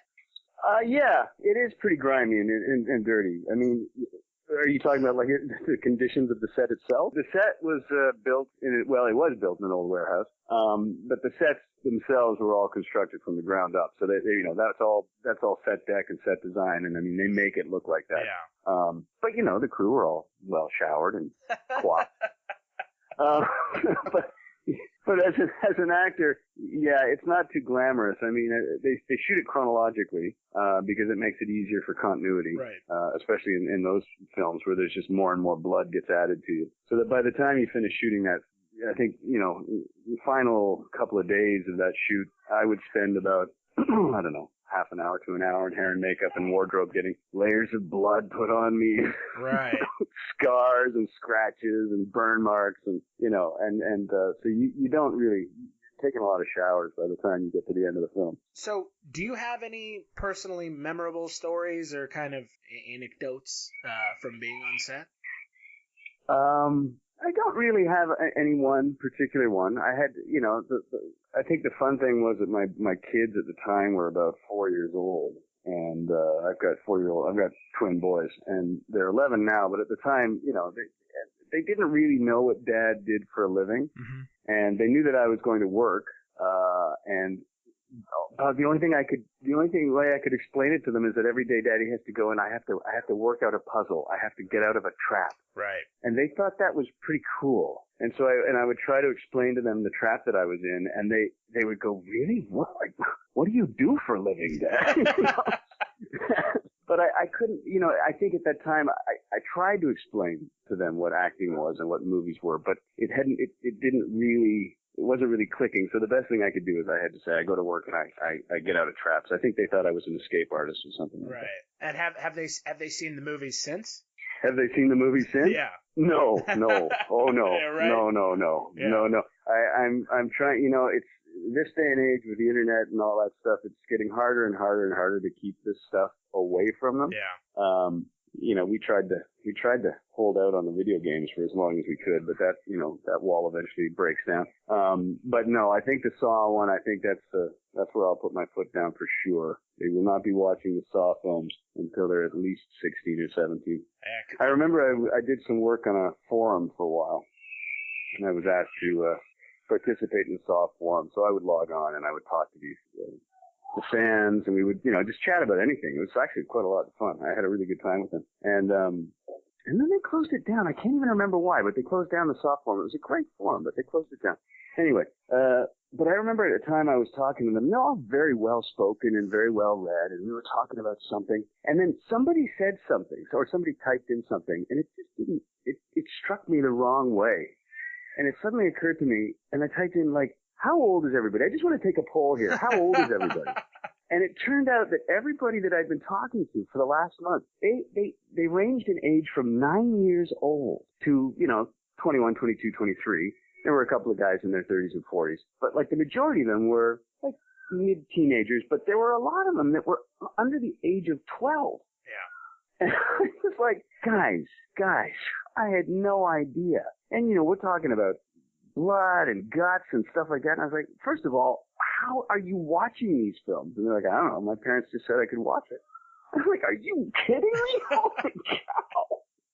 So anyway, that sort of goes along what I'm saying about the internet. It's you just don't know right. What's out there and who's watching these films and how it's available to them. But yeah, to get back to my kids, no, I'm not gonna let them watch it for a while. I think they finally broke me down and I let them watch The Terminator the other day. And they were absolutely mesmerized. And I was like, I don't know if that's a good thing or not. Like, I mean, I remember when The Terminator came out and it was a huge controversy about the body count that Arnold Schwarzenegger took down in that film. Right. But this day and age, here's my 11-year-old boys, and just through the internet, they're already playing Call of Duty. I mean, they're the stuff that they're playing on video games and stuff. Sometimes I worry that they're getting desensitized to it all. But then, you turn on the real news and they can't watch anything from the Middle East. It just freaks them out. Oh, right. So, yeah. I guess they do. I guess they can determine the difference between real and fantasy, so that's okay. Real life is often sometimes worse than anything they can put to film. So exactly. Yeah. And there is something ridiculous about fantasy violence. I mean, it is almost pornographic. The Saw films, there is more blood spilled in a Saw film, like from an individual, than there actually is in the human body, right? And they know that, right? And the key, the one thing, there's an anecdote that I remember is we were on set one time and Kevin was screaming out like, we need more blood. And I turned to him and I said, I don't think there is that much blood. He goes, yeah, there is. In the Saw film, the human body actually contains 3 times the amount of blood as a normal human body. So I was like, okay, I see how it works. Okay. Right. Let out the blood, In your film, Saw 6, I didn't... Mm-hmm. I felt like the traps were not as they were gory to some extent, but kind of dialed down a little bit to kind of focus on some of the acting. I was just kind of curious, because I think your death scene in the movie is one of the hardest to watch in the entire series. It's pretty horrific, yeah. Yeah. It is pretty horrific, yeah. Kind of, what are your thoughts on that final scene? And, what was it like to film it? Well, it was very controversial because we actually had to add the line, and I remember there was a lot of talk about this, but Kevin finally got his way, and I'm glad that he did because even the crew and even the crew who'd done all the films and sort of knew the philosophy and the philosophy behind the John Kramer whole thing. And everybody basically said that the ending of the film was wrong because William played the game and he beat the game. Right. And so he should have lived. And so the fact that he died meant that Costas had either gone crazy and wasn't playing by John Kramer's rules anymore, or something was missing. And that's why they added in the line where William has that epiphany where he realizes it's not his game, right? Right. I don't know if you remember that moment, but he looks through the cage at the mother and the son, and he realizes that it's really their game. Yeah. And so we threw that in there just to sort of point out to the fans that the reason that he's dying here is because he did beat the game, but it's not his game to beat. It's their game to beat. They have to make the right decision. Yeah. And they don't. They make the wrong decision, obviously. Right. So, but yeah, it was one of the most horrific things I think I've ever seen. And you read it in the script and you say, he gets pinned against the wall by these hypodermic needles. And then, the acid burns him and blah. And you sort of go, okay, well, that sounds like a saw trap. Okay. It doesn't really occur to you that it will be anything more than just a saw trap. And then you see it on the day and you see the device that they've built and you go and you spend 5 hours in the prosthetics department getting this full body cast made of you. And then you show up on set and they've hung the body cast on the cage and it looks just like you. You look like you're looking at yourself. And then you watch it basically get dissolved and fall apart and all the guts come out. And it is pretty, it's pretty awful. And I gotta say that those scenes when the actors are actually, dying horrifically in any of the films are the scenes that the crew actually doesn't. The crew generally, if you don't have to be there, you're not there. Yeah. Because it's just very upsetting. I mean, I remember when I was doing that take and I had to start screaming in agony and pain. There was a lot of people who just, they weren't, I looked around and they just weren't on set. Oh, wow. You don't want to watch that, right? Right. Everything else is a bit of just sort of an action movie with some blood. But when the death scenes actually happen, especially if they're the torture scenes, or if it's a long suffering death, it's disturbing. And it was disturbing for me, I gotta say, to do take after take where you're just screaming in agony like that. It's exhausting, first of all, yeah. But emotionally, it's a little upsetting. Yeah, because in my personal opinion, that is the hardest death scene to watch in all of the movies. Yeah, because you can only imagine what's happening inside his body. Right. I mean, it's not like a spring trap where his head gets chopped off, or he's slowly being killed, right. And that's horrible. That's just absolutely horrible. Yeah, and also I think your performance adds a lot to that. I think you're able to your character. I sympathize a lot with your character in the movie, and I think the audience is supposed to, because I didn't really see your character as I don't know, in regards to some of the other people who are in the traps.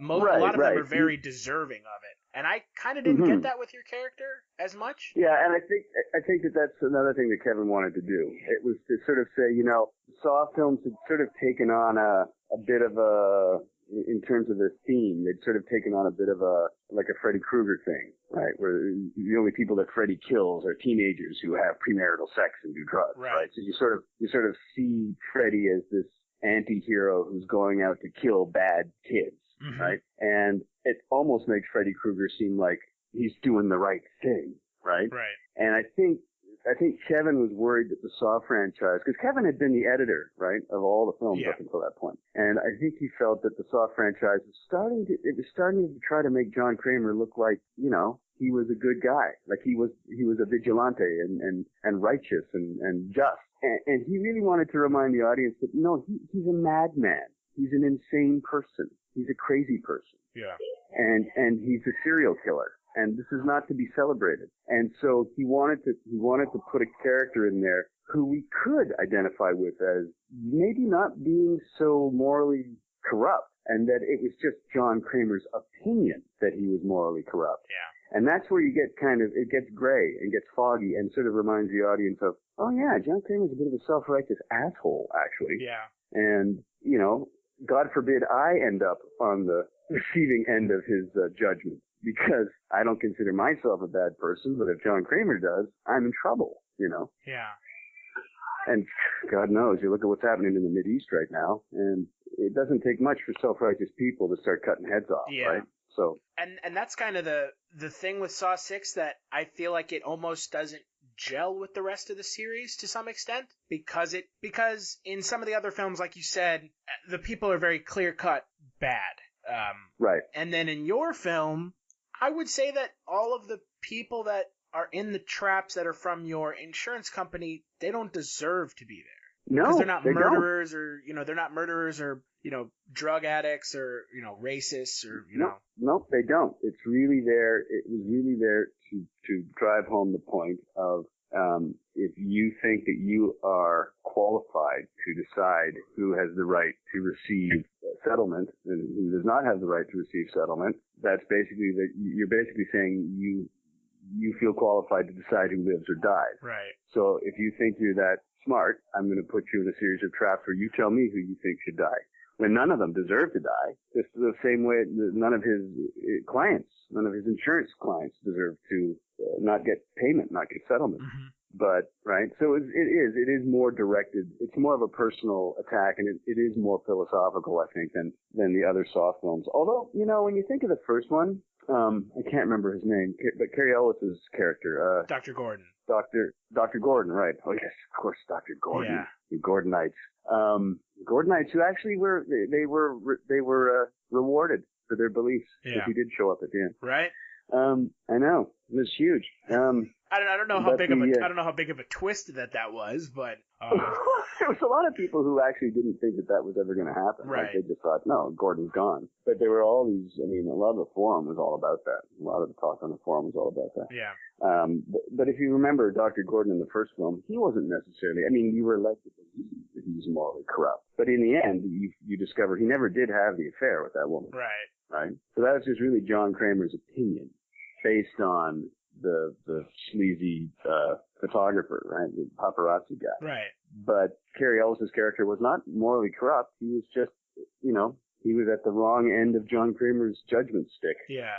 So, but yes, no, I agree. It is unlike the other Saw films in that regard. The characters are a little bit more morally ambiguous, and certainly the people who die in that film, right, are complete innocents. And in your film, it's more of your character having to deal with the traps involving other people, because you're really only you're in all the traps, but the one that kind of is involving you specifically is more or less the first one. So it's just very different from everything else, which I think is why the film is more successful than some of the later films in the franchise. Yeah, it just sort of puts a bit of a twist. Yeah. Right? He's not in the trap; he's part of the trap. Yeah.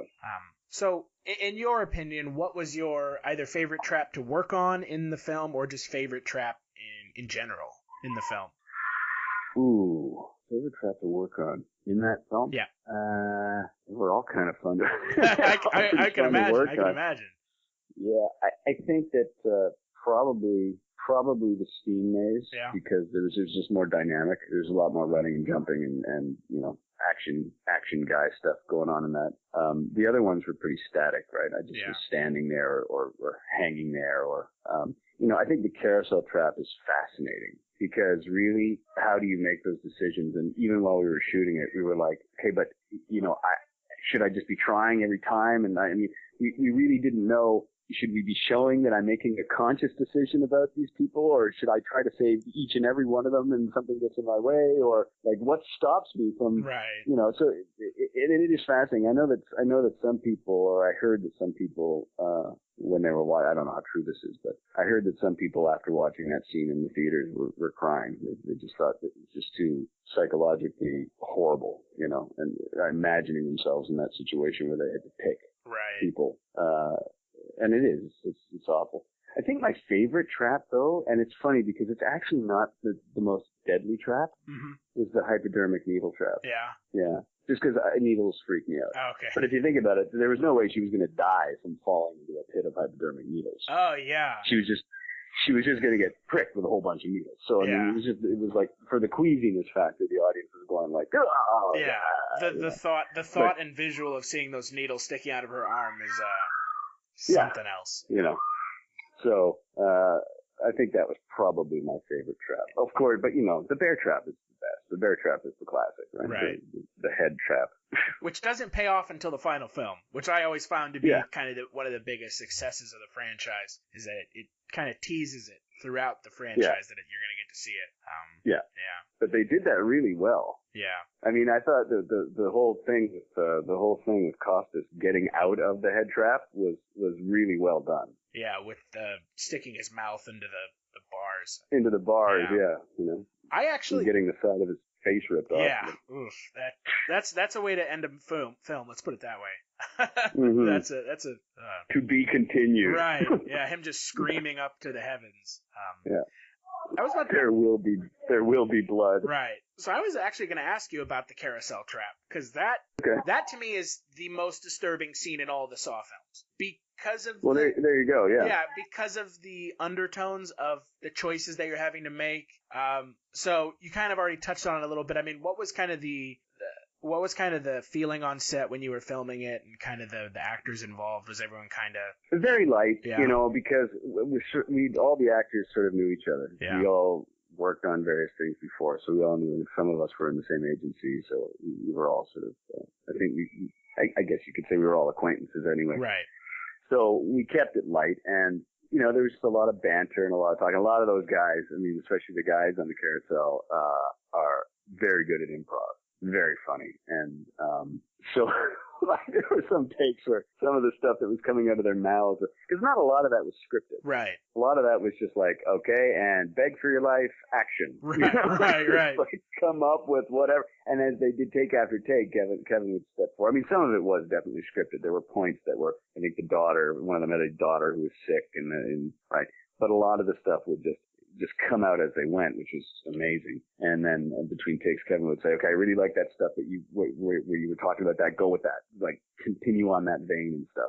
And that whole, you look at me when you kill me, you son of a bitch, that was all improv, which was a great closing line for, Yeah, I agree with that one. And it is, it's interesting because, and I was talking to my wife about this. One of the things that's fascinating about Saw films in terms of acting is that there's absolutely no acting required. You don't have to question your motive. You don't have to, it's like, you need to beg for your life now. Right. Or you're going to get shot with a shotgun. And it becomes very, very clear as an acting exercise.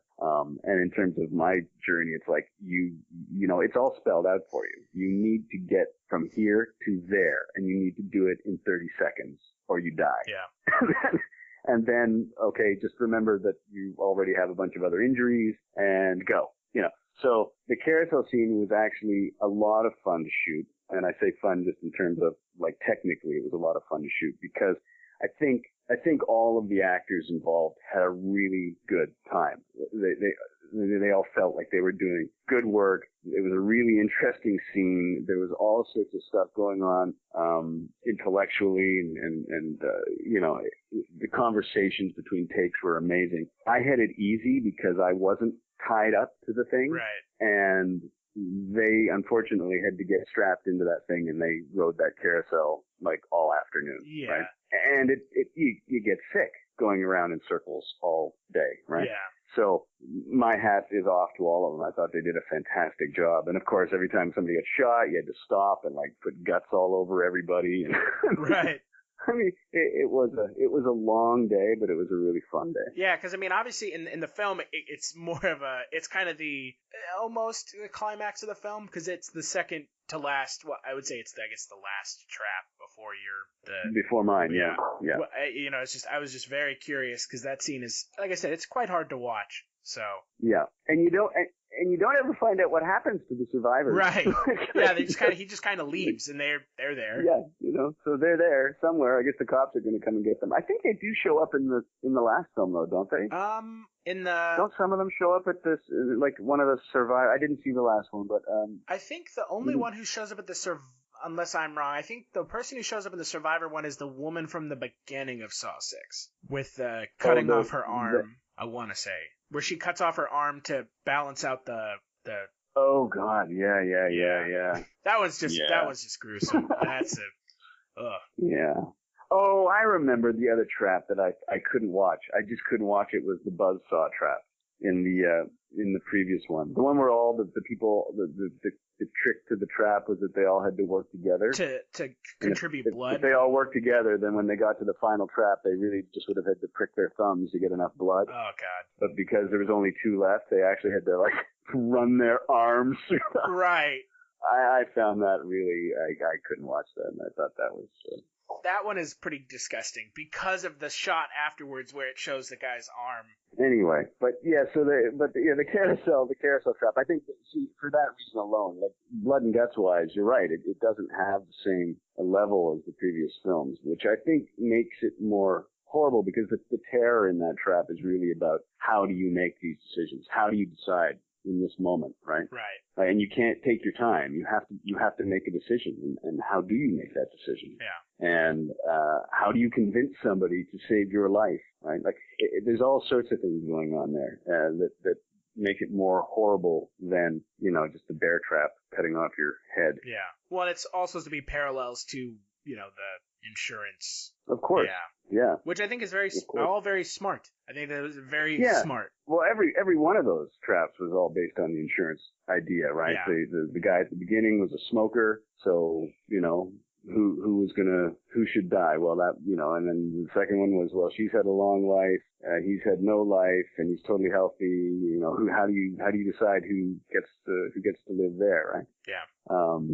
So I'm not really quite sure what the steam maze lesson was all about, but I did I did like how it played out. I liked how when she got to the end, she saw the X-ray. The key was inside me. Of course it was. Yeah.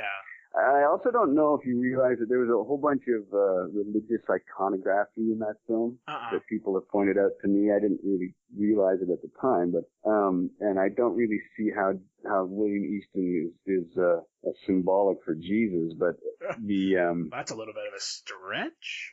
Yeah, right. but he's certainly given a lot of the imagery. Like he's on the cross in the first trap, right? Yeah. And then and then the second trap is the crown of thorns with the barbed wire, right? I'm just telling you what was told to me. Right? I would assume that you're not the one coming up with this. Yeah, no, he has a wound. He has a wound in his side, right? Right. Like the stab wound, the spear that was given to Jesus, and then his hand gets punctured. He's crucified in the carousel scene. His hand keeps getting punctured by the nail. Oh. And I thought, okay, well, if that's what the writers were intending, I don't know. Maybe they're sort of hoping on some sort of Joseph Campbellian kind of the power of myth thing going on. Right. I don't know.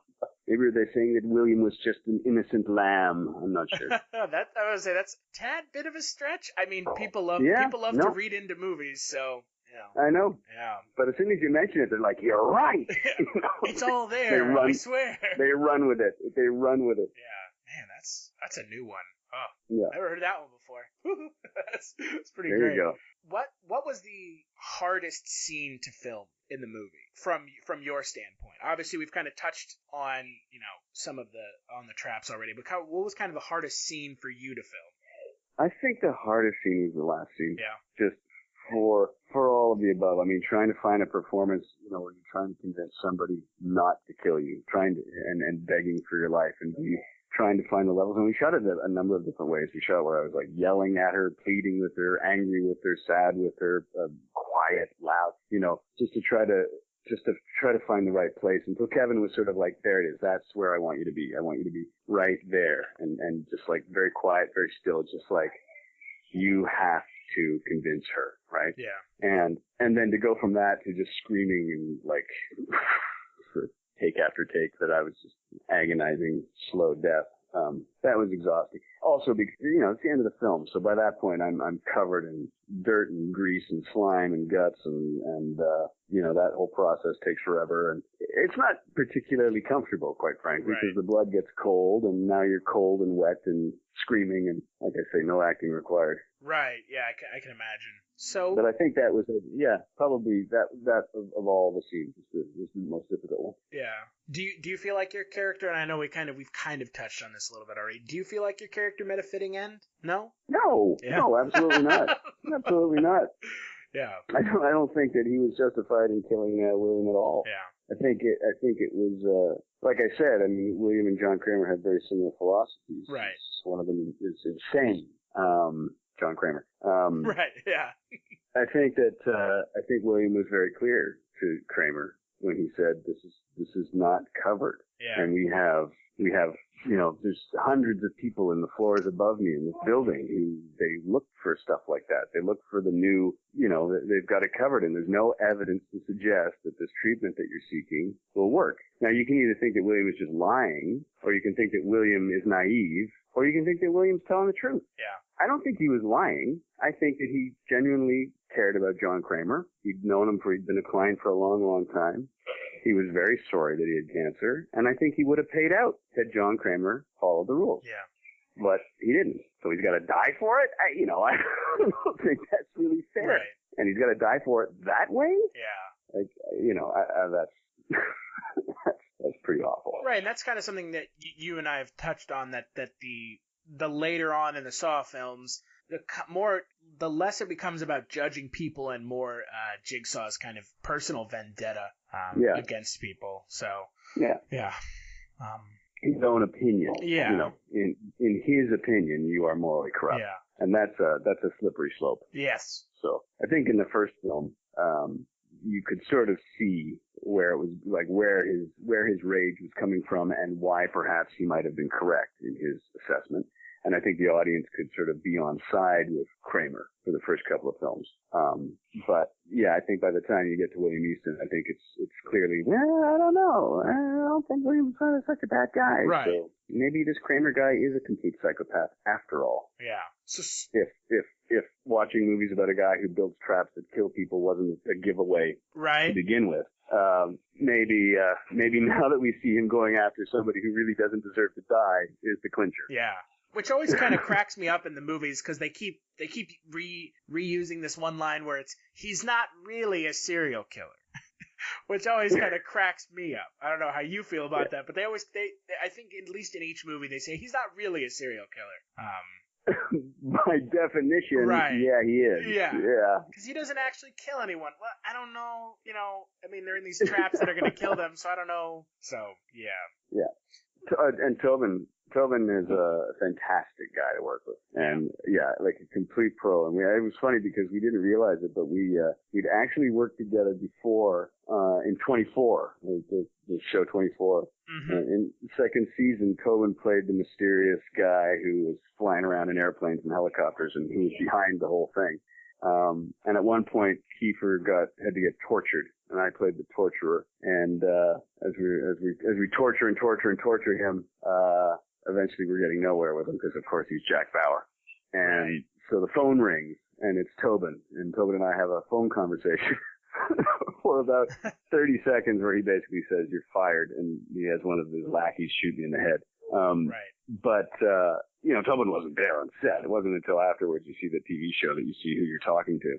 But we both had a bit of a laugh about that when we realized that was the connection that we had with each other. But he's a fantastic guy. He's one of these actors who, a lot of people could have said, I'm the Saw franchise, I'm the Saw guy. It's just a silly horror franchise. I can just phone this one in and get my paycheck. And no, he has a fantastically sound actor's philosophy, which is that if you're going to take the job, you got to take the job seriously. Much to the chagrin, I might add, I think, of the writers and the producers and some of the directors who really just, please just show up and say your lines. But he would break each scene down, and he would make sure that everything was copacetic and that all the T's were crossed and the I's were dotted, and he just would make an effort to make it as legitimate and I guess respectable as possible from an acting point of view. And he's funny. He's just a really funny guy, like, which you would not really know from, watching those movies. But he's a genuinely sweet guy, and he says that he sometimes uses the John Kramer voice when he's coaching his kids' softball team. The kids just aren't playing up to scratch. He gets them in a huddle, and then he goes, "You're going to play a game now." Put the fear in them. Right. And I mean, he has a very magnetic presence on film. Oh yeah. I think that a large part of the franchise as a whole's success is because Tobin Bell kind of just goes for the gusto, I guess. Oh yeah. And I mean, his is it's very controlled, and it's a very still performance, and it's very specific. And so you're absolutely, I would say mesmerized by what he's doing. You're paying attention to every word that comes out of your mouth, as you should, because that's what the victims should be doing as well, is listening to every single word that comes out of his mouth, right? Because there's a clue. There's a clue in everything that he says, right? Yeah, which no one ever does. Which no one ever does in any of the movies. Yeah, of course not. Because I think personally, it's kind of unfortunate that his character kind of dies from the movie so early. Because he's, an interesting device, though, which I think they handle really well. I mean, because, yes, of course he dies early in the film, but then they have nothing but flashbacks to carry the story. Right. And to add to that little, which I think is one of my other favorite things of that whole franchise, is the when that music starts up at the end of the movie. You know it's going down. And the music starts up, and then the montage begins of all the clues that you've just missed watching the film for 2 hours. I love that, because it's sort of like, first of all, that music is chilling. And when it starts, you're about to get the truth. You're about to see how everything fits together. And by the time they're in 6, they're pulling clips from Saw 1 to use in that montage to show you how all of these parts of the puzzle have been, parts of the puzzle, because he's the Jigsaw, right? So all these parts of the puzzle have been in place from the very first film, and that the writers have been very careful to put it all together, right? So that it all makes sense. So even if you thought, that doesn't make any sense at all, suddenly you see, it actually, if I'd been paying attention in the first film, that actually does make sense. So. Right. And I think that's a testament to the franchise as a whole, that it almost feels like one long movie as opposed to kind of separate pieces. Well, exactly. That's what I was sort of suggesting at the beginning of the interview, about how the story really takes place over the course of like 2 or 3 weeks. Yeah. It's during the murder investigation, or the investigation of Dr. Gordon, that all these other bodies start showing up, right? Yeah. So, it's fascinating. I mean, if it wasn't for the blood and guts, if you took all the blood and guts out of the film, it would still run as a really, really interesting thriller, I think. Like a totally watchable thriller. If you just ran the B plot and you didn't run any of the trap stuff, if you just ran the B plot of Costas and trying to avoid the FBI and get away with murder and all that stuff, I think it's fascinating. I think it's a really, really good thriller. So how is, like I said, the Saw franchise is kind of this huge horror franchise. It's been extremely successful. How has it affected your career, being in a Saw film? I don't really think it has. I think that it has gotten me recognized when I go to Comic-Con. If I'm walking around at Comic-Con with my kids, I think people will come up and certainly people who have seen Saw, But it's a weird thing. It's like you're either a Saw fan or you're not, or even if you've seen the movie, you sort of don't want to be associated with it. So even if you were to recognize me, I don't know if you'd want to come up and say, "Hey, I saw Saw." Like, Right. some people don't want to admit that, right? Yeah. So, but no, it hasn't. I think it has helped a little bit of my queue, and I'm doing things that are in that genre. Mm-hmm. But as much as I can say I love that genre and I love the Saw franchise and I think it's a great roller coaster ride and stuff, in the end, you unfortunately have to admit that it's not a highly respected genre. It's not something that the Academy acknowledges as fabulous, right? Yeah. So, which is unfortunate. Yeah, I mean, it's just now that sci-fi is starting to be recognized as a legitimate genre, and that people are actually, paying attention to it as a performance worthy or artistic, any sort of artistic sense. But I think that the horror franchise, I think Saw did a lot to sort of bring it into its teenage years, like out of the Halloween and Friday the 13th franchises. I think Saw has taken it to a new level, and I think people like Eli Roth are taking it to a new level. Franchises like the Saw franchise have taken the horror genre to a new level, but I still don't think it's a level that a lot of people find legitimate. Right. You know what I mean? I totally agree, because horror is my favorite genre, so I have been always of the mindset that horror is kind of the ugly duckling of the genres, because no one takes it seriously, because it's just blood and guts. Yeah. There can't be any storyline of value or anything. Exactly. Yeah, which is unfortunate. It is unfortunate, but I understand it. I mean, coming from things like Friday the 13th and Nightmare on Elm Street and stuff, which was very formulaic. Great premise, but the stories were pretty, kids go to the cab, the kids go into the woods, and they get killed, right? Right.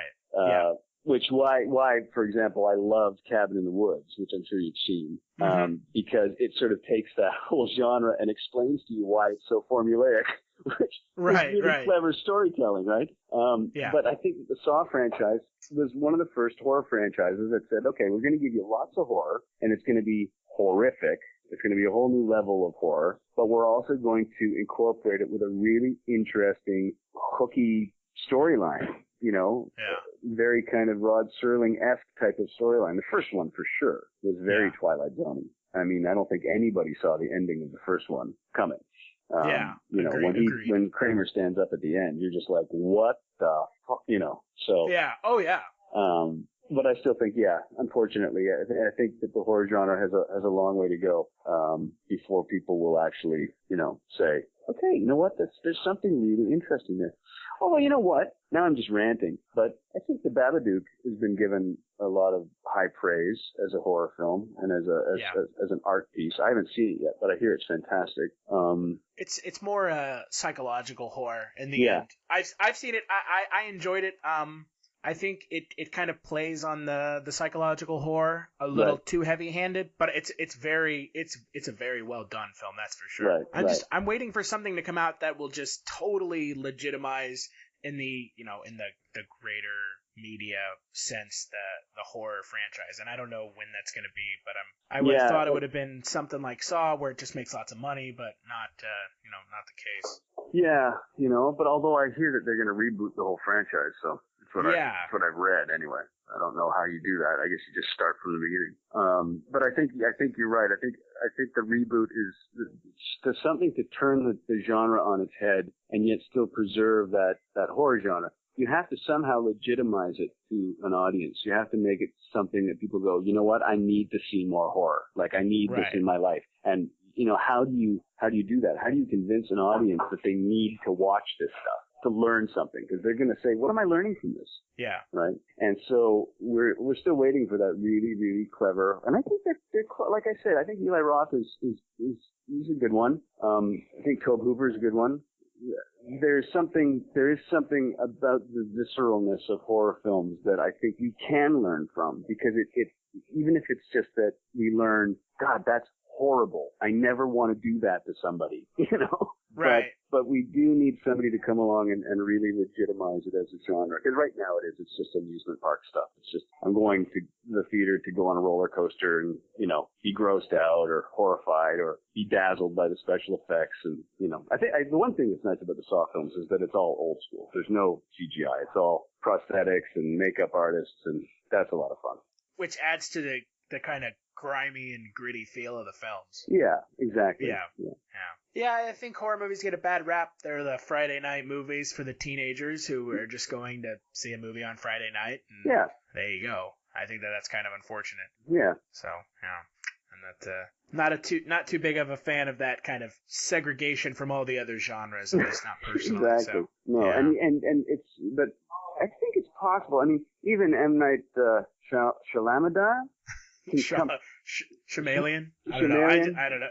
I can never pronounce his name properly, which is horrible. But I think he's had a couple of good hits with that, like taking the horror genre and taking it really into the realm of Twilight Zone and saying that Right. we can legitimize it if we can create a story that makes the audience think, and that we need to use the horror, we need to use the blood and guts or whatever the horror is to get them to think, right? Right. You know, he hasn't had a lot of hits lately, but certainly The Sixth Sense was amazing and was terrifying and made us think, right? And not just about do ghosts exist, but what is the nature of love and confidence and self-esteem and all of that stuff. And you know, even Signs had a certain element. I didn't like Signs particularly. I thought it had a lot of holes in it, but there was some very clever horror there. And it combined some really interesting questions about religion and theology and life. You know, so I think that's really how they're going to have to approach it, the filmmakers in the future who take on this genre. Because it is a fun genre, man. It's so much fun. It's fun to be afraid of the dark. It's fun to be scared in the woods and sit around a campfire and be terrified and know that you're safe, you know. My kids love being scared. They love it. So it's all about the adrenaline rush. Exactly, you know. Yeah. What did I just see? Now I am really rambling because we're not even talking about song. Well, because I just saw, my kids are big fans of this whole found footage genre. And we all know that it's really become more of just a style, because now that it's been done, now that we know what it is, now that the surprise is gone and it really isn't found footage of these three students lost in the woods. Right. But even as a style, it's a lot of fun to watch. Because the director has to make it look like found footage, but at the same time, you still have to catch a glimpse of the monster in the background at just the right moment. Right. And what was it I just saw? It was great. It exists about the Sasquatch. That's not the Bobcat Goldthwait directed one, is it? It might be. It's the one about it's the same. They take the same premise, right? Bunch of teenagers go into the woods. They rent a cabin in the woods, and they go to the woods. And it's all found footage style, and they hit something on the way. It's at night, and they hit something on the way. They don't know what it is. They think it's a deer or something. Right. And of course, they get out of the car and they look around and they can't see anything. And then they go to the cabin, and then Bigfoot attacks basically, and Bigfoot relentlessly attacks, and it's scary. They did it. It was really well done, and it has a heartbreaking ending, because you realize by the end of the film that Bigfoot's not just this crazy monster, that Bigfoot is motivated by something that these kids did. And there was a wonderful storytelling to that, because you had Bigfoot, which is, the creature in the woods, and that's scary, and you had the whole found footage style, which I'm just a fan of, because I just think it looks creepy. And then you had a nice sort of moral ending, So I check it out. If you haven't seen it, I check it out. It's worth it. It's like, hour and a half. Yeah. But I think that kind of the found footage is I wouldn't say the cutting edge of the horror genre, but it's kind of if some buddies want to get together and go make a horror movie, that's the easiest way to do it. Of course, right? Of course. Yeah. And if you're clever about it, you can actually make a pretty decent film, Yeah. It's kind of that guerrilla filmmaking That's a little it. bit. That's it, exactly. Yeah. It's the art house version of the horror film, right? Yeah. Yeah, very much so. I mean, Paranormal Activity was insanely successful, and that movie cost next to nothing to make. So. Exactly. Right. Yeah. And it was good. I mean, that kind of harkens back to the original Saw. I mean, kind of bring this all full circle. The original Saw it had some big name actors in it. And it didn't have, Tom Cruise or anybody, so they weren't having to sell it on the actors. It was the concept, and the concept was fantastic. And the whole thing took place in one room. Yeah. There were a couple of exterior locations, but like literally, you could do that as a play. Yeah. You could somehow retool that and do it as a play, and it would work. Yeah. And there is something fantastic about something so simple. because the audience doesn't have to worry about all the other stuff. They can just concentrate on the performances, on the story, and in that particular case, where it's an interesting thriller, it's a complicated thriller, you can focus on the information that is being given to you and not be distracted by all the CGI and all the special effects and all the bumpy cameras and stuff like that. So, there is something. And that's probably also why The Cabin in the Woods is such a mainstay of that whole genre, is because it's simple. We're just going to go up to my parents' cottage this weekend and we're going to shoot a movie. Right. Yeah. And, I think that's kind of a testament to Saw's success as a franchise, is that, once you get past everything, it is very kind of simple, no frills approach to horror films, especially horror filmmaking, which is, bad stuff's going on to these characters, and it's not a whole lot of, there are some questions, but it doesn't really involve what's going on with them. It's more like, what are the characters' motivations? So exactly. I think that's why it's been so successful. Exactly. Yeah. Well, is there anything you're working on now that you want to plug or talk about? No. There's a couple of things in the fire, but nothing. I don't like talking about them because then I feel like I'm jinxing them. So I'd much rather they come out afterwards. Recently, I was in season 2 of Orphan Black. If your fans know that show, it's a fantastic show. If they don't know that show, they should definitely watch it. And it has its own special brand of darkly comic horror. The writers pride themselves on, and every time a character has to leave the show, the writers pride themselves on giving them very unique deaths. I think in season 1, somebody got a scarf caught in a carburetor and was strangled to death by the sink. Jeez. Yeah. So that's a fun show for people who like the genre, and the acting is outstanding. It's a fantastic show, and it's one of these great shows where the writers just sort of, they make it up as they go, basically. They have an idea of where they'd like to take it, but if like 3 episodes into the season they get a better idea, they just go with it. Suddenly, if they're watching Rushes and they see something happen and they go, you know what, I think these 2 characters should get together. Whatever. So they'll just sort of write on the fly. Yeah, I've heard nothing but good things about it. So check it out if you get. Do a little binge watch. So the final movie in the franchise, Saw 3D, otherwise known as Saw: The Final Chapter, because they didn't want to call it Saw 7. I have no idea why. It follows Sean Patrick Flannery as a Jigsaw survivor, in quotations, because he's not actually a Jigsaw survivor, who gets kidnapped by Costas Mandylor and put into a Jigsaw trap with his kind of entourage, right?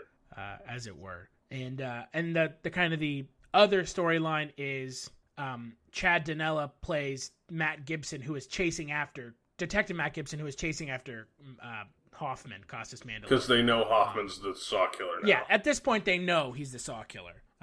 Swan, what do you think of this movie? I hated this one. Oh yeah, I'm with you. This movie's awful. Except for about the last 10 minutes, maybe 15 minutes. Basically, the finale of the film, good. The rest of it, basically, essentially an hour of this movie, a complete fucking waste of time. They basically called it Saw 3D because it's the only one out of the 7 that uses 3D effect pandering bullshit that apparently gets good reactions in theaters. Watching it on a non-3D screen is fucking stupid. The rest of it is it's just a fucking gore fest. The public trap was stupid as fuck. Like, that's just like a show of like how much, the entire film basically is a show of how much gore can we cram into an hour and 30 minutes. I really honestly fucking hated this film. I really did. John, what about you? I didn't hate it as much as Swan did. I mean, there were definitely parts that I liked, and, as much as it totally was a how much gore can we get in, that's not necessarily a bad thing. No, it just feels like it just feels like to me that these movies have officially run out of steam. Well, right. I mean, it's the last one. Hoffman is totally in control now. Well, almost totally. All of the, one-off murders are just Hoffman murdering people. But, there's parts of it that I really like. I mean, again, Hoffman is a badass in this movie. You finally get to see the reverse bear trap work, and, there's a few things that pay off, and I really like, I really like Sean Patrick Flannery. Not entirely in this film. He's a little bit off, I think, in this movie, but I like him as an actor. I do really, really not like the new cop in this movie. Chad Donella. Yeah, and I don't think it's the actor. I just think he as a character was not great. I mean, especially after watching Hoffman and Strahm go at it, watching Hoffman and whatever his character name was Gibson, was not nearly as entertaining as Strahm, and I think it suffered for that. Yeah. But I think this movie is watchable, especially if you've watched all the other ones. Well, you mean you have to watch this one? Right, it's the conclusion. Even if it's not entirely great, it's... No, it's. I don't think it's great. I don't even think it's good at all. that fucking car trap, though. I'm with Swan. I think that this movie's really fucking bad. In the grand scheme of things, this is the worst Saw movie. Except for the last 10 minutes. So I totally saw the twist coming, though. I know. Oh, yeah. Well, yeah, we'll get to it at the end. We can talk ad nauseum about it. Right. So the movie opens with another cold open, except this time it's two guys chained to one another with saws in front of them, with then a circular saw in the middle of the table, and their woman suspended above them. And both of those men are in love with the same woman. And either one of them has to kill the other one to survive, or they can just let the woman die. Right. And they let the woman die. Because every time one of them... They start trying to kill each other, but every time one of them gets the advantage, the chick goes, "I love you, I've always loved you, he was just a fling to me." And then the one that's about to die gets pissed and pushes it back, and then he gets the upper hand, and the chick goes, "I was just lying to save my life, I really love you." And then eventually they both turn to look at each other and go, "Fuck this chick." Yeah, and they let her die. Just get, like, sawed in half in front of, like, a crowd of, like, 300 people. Mm-hmm. Which is, this takes place out like a public square. Yeah, somehow Hoffman managed to get these three people set up in this trap, like, in a glass box in public. Because movies. This is essentially how it's a test of how graphic can we get a test on screen. That's essentially what this is. And everybody outside the box is sitting there, like, filming it with their cell phones. Yeah, I felt that this literally set the tone for the rest of the movie. Not in a good way either. Mm-hmm. I mean, it's an interesting concept, but I think that, like, the whole thing being out in public was just so stupid. Yeah, it was a little excessive. Well, none of the other traps are done this way. I mean, this is, like, the first trap that's done this way, so it's a little jarring to see a trap in, like, full daylight as well. Mm-hmm. Yeah. This was literally to see how much gore or how much, like, obscene nonsense can we cram into a scene. Is essentially what this was. Yeah, I agree. I mean, this really set the whole tone for the rest of the movie. So we're introduced to Bobby Dagan, who is Sean Patrick Flannery's character, who is this self-help guru who wrote a book about his survival of a jigsaw puzzle. And how it changed his life. Yeah, except he actually wasn't in a jigsaw puzzle. Right. He just came up with a fake puzzle that he thought sounded good. Yeah. About having to put hooks through his pecs and pull himself up a chain to, like, save himself somehow. Yeah. So you're introduced to him and his posse of, like, publicist and agent and whatnot. And through all of this, you kind of they're all kind of in on it, but they're doing it because they're making money. Well, except his wife. She's not in on it. Because... Right, his wife. When he decided to get married to her, he decided to continue not telling her that he's not actually a jigsaw survivor. Right. And at one point, he walks into a group of Jigsaw survivors, and... There's a bunch of people that survived the movie. Like, almost everybody from the sixth movie is there. Yeah, the woman who cut her arm off is there from the sixth movie. So are the two chicks from the carousel. Yeah, which I didn't even realize. I didn't even recognize them. And of course, Dr. Gordon shows up. Right, Cary Elwes is there. First time in the entire series since the first movie. Right. That wasn't a flashback, because there were like one or two very minor flashbacks that basically catch you up on the story. Right. And he also showed up at the beginning of the movie. Right. They showed him at the beginning of the movie crawling away, and cauterizing his leg on a steam pipe. Yeah. But Cary Elwes in this scene clearly knows that John Patrick Flannery.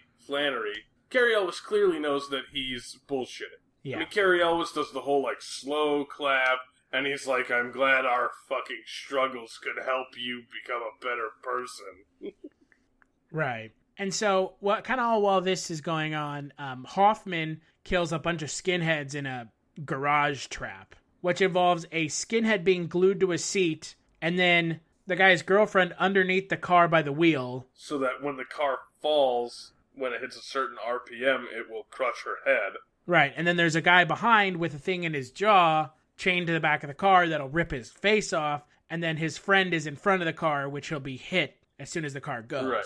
And the guy is super glued to the seat. Right, and then the car starts to accelerate at an increasing pace. Yeah. Yeah, and then there's a 30-second timer. Right.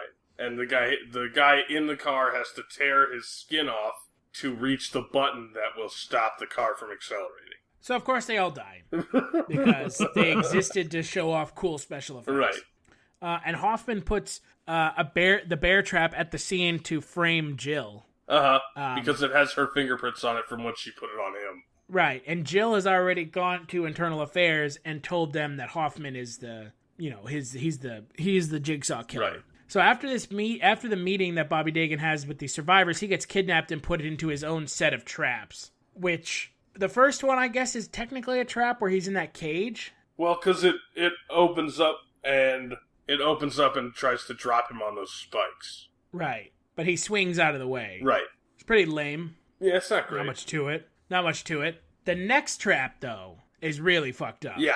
It's really fucked up. There's no way to beat it. Yeah. His publicist is sitting in a chair, and she has there are 4 metal rods around, like, sticking out towards her neck, and there's also, like, a sound meter in the room, and if she screams, the decibel level will be heard over a certain decibel level, and the rods will start going towards her neck. Right.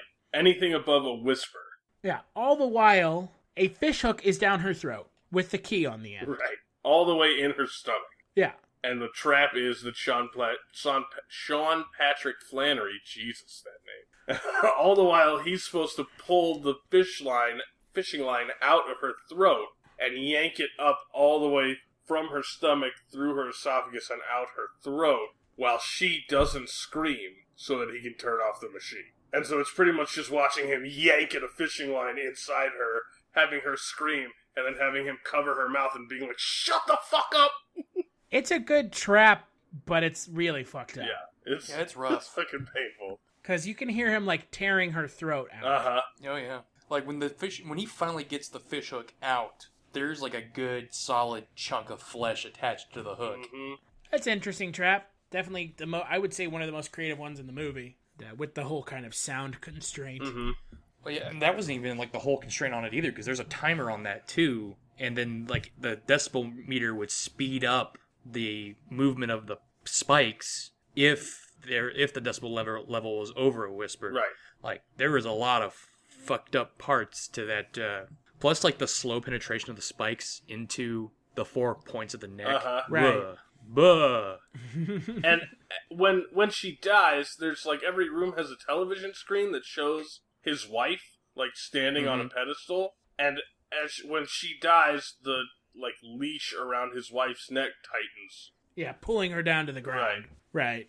So the next trap is called the wheel, and Bobby Dagan has to keep these 2 weights lifted up for 60 seconds to stop these rods from going into his lawyer's face, one into each eye and one into the mouth. Mm-hmm. And as he lifts these weights up, these 2 knives cut his side, which would stop him from holding it up. Right. And of course he fails. And of course she gets impaled through the face. Right. All he has to do is suffer that pain, get it up high enough, and then sit there and suffer the stab pains for 30 seconds. 60 seconds. 60 seconds. Is it 60 seconds? It's 60. Oh, yeah. So, I mean, at some point, you just say, fuck it, and hold it there. Because he keeps going up and then down and then up and then down, and essentially stabbing himself like 4 or 5 times. Yeah, but he's a quitter. Well, yeah. Well, yeah, that's obvious. So his lawyer dies. There you go. Oh, yeah. Right. It's these sets of, like, traps / tests for Bobby, because this is all because he's been telling a lie about surviving a jigsaw trap. Yeah. And so, as far as, like, his co-patriots, I guess, this is all just commentary on, like, the whole hear no evil, see no evil, speak no evil stuff. Because every time, like, it's about how the publicist won't quit talking. It's the lawyer who turns the blind eye to the problem, and then we move on to the next trap. It's fun. Which is really lame. Yes. Guess what? What? Because Jigsaw wants them to die. This isn't Jigsaw at this point. It is totally Jigsaw. Oh, well, yeah, kind of. This is Jigsaw, and all the one-offs are Hoffman. True. This isn't because he wants him to die, though. These would have been beatable. You can't tell me the wheel wasn't beatable. No, it's beatable. I can tell you that the next one is not beatable. No, it's all punishment for the guy who pretended to... He used Jigsaw's, work to make money, and Jigsaw got pissed off at that, and so this is all... Because the last one isn't beatable either, and we'll talk about that when we get there, but this is Jigsaw being vindictive. Yeah. Agreed. Yes, but these traps are still beatable. Okay. Let's this talk next about one's the next one. The next one's not. So the next one's called The Hangman, or Hear No Evil. So Bobby Dagan is on one side of the room, and then the other side of the room is his friend, his closest friend, and in between them there's kind of like these, it's like a 60-foot drop or something, maybe like a 20-foot drop, and there's kind of like planks that are arranged so that you can walk, but there's a space in between them where you can't get all the way to each other. Right. And Bobby Dagan has to get the key and throw it to his friend. Who can't see. Because he has a mask on. Bobby Dagan has to talk his friend, who can't see, across the thin wooden boards that should not be holding each other up. Close enough so that he can give him the key. Throw the key at him. And then his friend has to catch it without knowing where it is. Yeah. This is totally not beatable. And he has to do it in a time limit. It's beatable. Just because Bobby sucks at throwing the key doesn't mean it's not beatable. And they so they get all the way through it. They get to the point where his friend is as far as he can go. Bobby has the key, and he's like, okay, put your hands up to your chest, so it'll bounce off your chest and into your hands. And so his friend does that, and fucking Bobby tosses it, and it hits his friend in the chest, but it hits his friend in the chest too high, and bounces out past his hands. And they just, listen to it clink against the floor, and his friend just knows that he dropped it. Yeah, and he's like, I'm dead. Yep, and he just goes shit. And then the noose, winches up and pulls him into the air. And oh, yeah.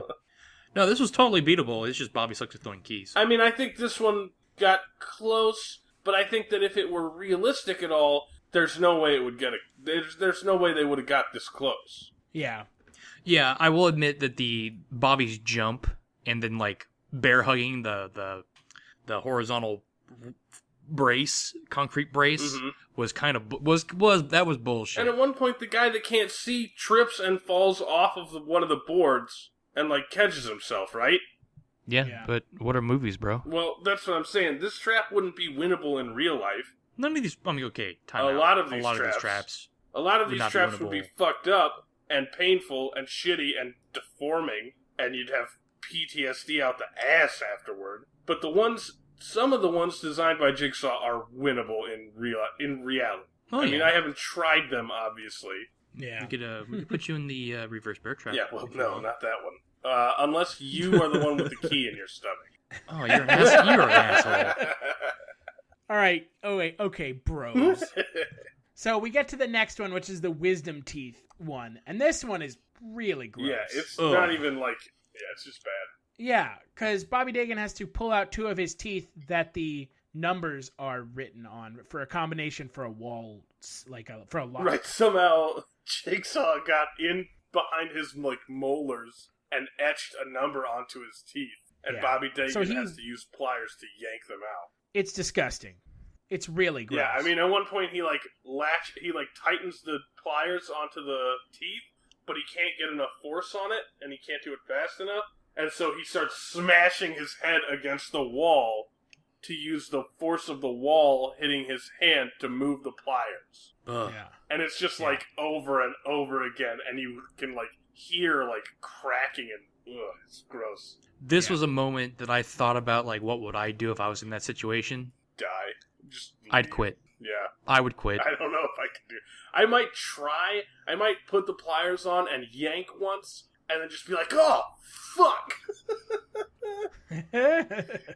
Yeah, I don't know. It's pretty gross. And it kind of leads into the last trap, which is kind of the really lame, one of the lamer ones of the movie. Right, the one where that's Bobby Dagan has to reenact his supposed trap that he did, where he puts meat hooks on Through his pecs. Yeah, through his pecs, and hauls himself up to grab this, to plug this thing in at the top to save his wife. Yeah, which is bullshit. This one is unwinnable. Except he almost has it. No, he says, okay, look, the tape says, but that should be simple for you. As you claim to understand, the pectoral muscles can easily support your weight, and that's bullshit. And the reason why this is the trap is because Jigsaw knows that's bullshit, and so he makes Bobby do it. Wait, do you not know about, like, people, like, straight up hanging themselves in this fashion, like, in real life? Yeah, but that's... Just hanging yourself is different than yanking yourself up by those chains. And those people are also professionals. Right. No, I get that. It's I get not just that, like but I mean, stabbing a hook into your chest. The statement that the pectoral muscles can't support your body weight, I don't know. Okay, I'm not going to make a statement if that's true or not, because I am not a medical professional. However, I think Bobby would have had a better shot if he had gotten skinnier the hooks. Not skinnier. If he had gotten the hooks a little bit further in, right, and had a little bit more pressure or more distance for the hook to rip through his body, so it would just stay put longer. Because he was literally at the end. It wasn't until he was trying to force his way to grab the other plug. Because movies, bro. Yeah, and up until the end, he's also got his hands on the chains. So he has when he's climbing, he has 4 support points. I'm with you. I'm just saying, if he had gotten more meat on the hook, then he probably could have won it. I don't think that's possible, and I think this is probably the best evidence for Jigsaw being a dick. Well, irregardless of if it's winnable or not, he dies. Right. Or his wife dies. His wife, because a furnace, like, folds up from the ground. She's in a brazen bull, which was like a well-known torture device, I want to say in the Renaissance? The, thing that heats up and fires. It's a brazen bull. They would put people inside of him to kill him, and then they would light a fire under it, and they would roast. Right. Mm. So he sits there trying to, force his way through an electric fence to save her as she, screams she's getting, and dies. Charred alive and her hair is burning off. Yeah. Now, I will say that this part right here with his wife dying tricked me, because I didn't realize that they were going to, encase her in steel and then cook her. I thought that I saw, a bunch of steel, or not steel, but, razor wire stuff. I didn't know it was electric wire. I thought they were, getting up to have some, mechanical, slicing action to, cut her into pieces in front of him. Well, I mean, this is way better. No, I'm with you. I'm just saying it tricked me. For his character, it's way better. Mm-hmm. So then that's where the movie kind of leaves that character there, and that's it. Mm-hmm. We never see kind of what happens afterwards. Right, we don't see if he gets out or anything like that. Yeah. And so kind of we go to the other storyline, which is Jill in protective custody from Hoffman, and Chad Danella's Gibson gets killed by a machine gun at one point. I didn't really understand what the hell was going on at this point. Well, it's just shit was just kind of happening. It was just Costas Mandylor hating that other detective guy and trying to kill him. This felt like a rush to the end. Right. Mm-hmm. You know what I mean? So Chad Danella's character dies along with some other cops by being killed by this machine gun. Because they find the back office. Because in the building where the car trap happened that they've been at for the entire movie, there's a bathroom, and one of the walls is obviously a false wall. But the only reason why nobody notices it is because there's a mop leaning against the corner and it hides the crack. Right. And when the fucking... But that bathroom is where the reverse bear trap was left. And so they mention that the CSI guys went through and swept that whole bathroom for evidence. And none of them, moved the mop and saw the crack in the wall and was like, huh. And Nope. So they have to wait till fucking Costas Mandylor tells them. So what ends up happening is Costas Mandylor finds Jill. By pretending to be one of the dead skinheads in the body bag. Which is probably one of my favorite one of my only favorite parts of the movie was that little swap. I thought that was real slick. Where he opens the body bag and then kills the fucking mortician. Yes. Just Hoffman being badass for a little bit. And then all the cops are responding to the sentry gun trap, and so there's nobody in the police precinct except the 3 dudes that are supposed to be watching Jill. And so Hoffman kills all of them. Right. Bang, bang, bang all day. Right. And so Hoffman takes Jill to an office and puts the reverse bear trap on her without a key. She has no chance of escaping. Right. And she dies. She dies. Right. We finally get to see the reverse bear trap go off. Yeah, and it's pretty awesome. It's worth the wait for 7 movies, I think. No, I'm with you. I mean, I will say that for how shitty the bulk of Saw 7 was, I probably would have rather they just not make it. And if they wanted to do that bit about the twist at the very end, there like that big reveal at the end, if they wanted to release that separately or like put it as like extra content on Well, you realize that there was supposed to be a Saw 8. Yes, yeah, I know there was, but yeah, there was. There's supposed to be Saw 7 and 8, and the part that we're about to talk about was supposed to be the plot was supposed to be built around that for 8. Yeah. But they were like, we're not going to make any more right now because they're not as successful as they used to be. So yeah, there you go. I mean, that could have been interesting, I guess. So I mean, they basically realized they ran the well dry and said we're done. But basically, for how shitty 7 was, I would have rather they just not made it and just like re-released 6 with like the last 20 minutes of 7 as extra content. Is probably what I would have preferred. Yeah, as like a YouTube video or something. No, just put it like re-release it on like a director's cut of 6. So that you'd have to buy a new copy of 6? Yeah, if you wanted to see the last 20 minutes. I would have been okay with that if they wanted to milk it a little bit more and release that content. Well, irregardless of how they should have done it, which I agree, this 7 is just shit. Jill dies. She had to die. In excellent fashion, by the way. Yeah, right. She gets owned. Her mouth gets, and then her tongue's just kind of flapping. Oh yeah. I mean, we've seen the reverse bear trap in flashbacks and in the franchise a bit, but never go off. We've seen it go off, but not on a person. Right. We've seen it go off on a mannequin, which was fucked up as it was, but actually seeing it go off on a human head, Jesus. Yeah, dead 'cause dead. Dead 'cause dead. And so Hoffman's like, yeah, all right, I'm getting away. I've killed like half of everybody in the fucking precinct in this unnamed city that we live in, which I can only imagine is like LA or New York, or Ontario because it was filmed in Canada. And he's like, all right, I'm getting out of here. So he leaves, and in the parking lot on the way to his car, he gets kidnapped. Right, by 3 dudes in pigman masks. By 3 pig masked people. And you're thinking to yourself, who could that be? No, you're not. And of course, one of them takes the mask off, and it's Dr. Gordon. Because, surprise, they brought Cary Elwes back, and he's the bad guy. What a shock. Because first off, you should have known, because everybody who survives, like half the people who survive become Jigsaw, like lackeys. Right. And secondly, he was at the beginning of the movie. So there you go. Of course, he's coming back as a lackey. Right. And it shows through flashbacks that Dr. Gordon has been like helping Jigsaw since the first movie. Right. So all of doing like all the medical shit. Right. Which I didn't think about that until they showed Cary Elwes in the beginning of this movie. Up until then, I was just like, Jigsaw's a smart guy. Maybe he can. I mean, how hard can stitching be? But yeah, so I mean, like, there's all those like X-rays and all kinds of stuff. So that's true. They, So I mean, like that's a thing, is what I'm saying. Like, you know, if you had looked close enough, which we didn't, you would have kind of like seen that coming, right? At least way earlier. Mm-hmm. So and when you know in the box there was something that Jigsaw wanted Jill to give to him, and that note that says "I know who you are" was actually from Dr. Gordon to Hoffman as well. Right. So. And this kind of ties the whole series back in one nice little package. The end of the movie takes place in the bathroom again. Because that's where they put Hoffman. Yeah, Hoffman gets shackled next to Adam, and there's like a saw on the ground, and Dr. Gordon walks up to it, takes it, throws it in horrible, stupid 3D fashion.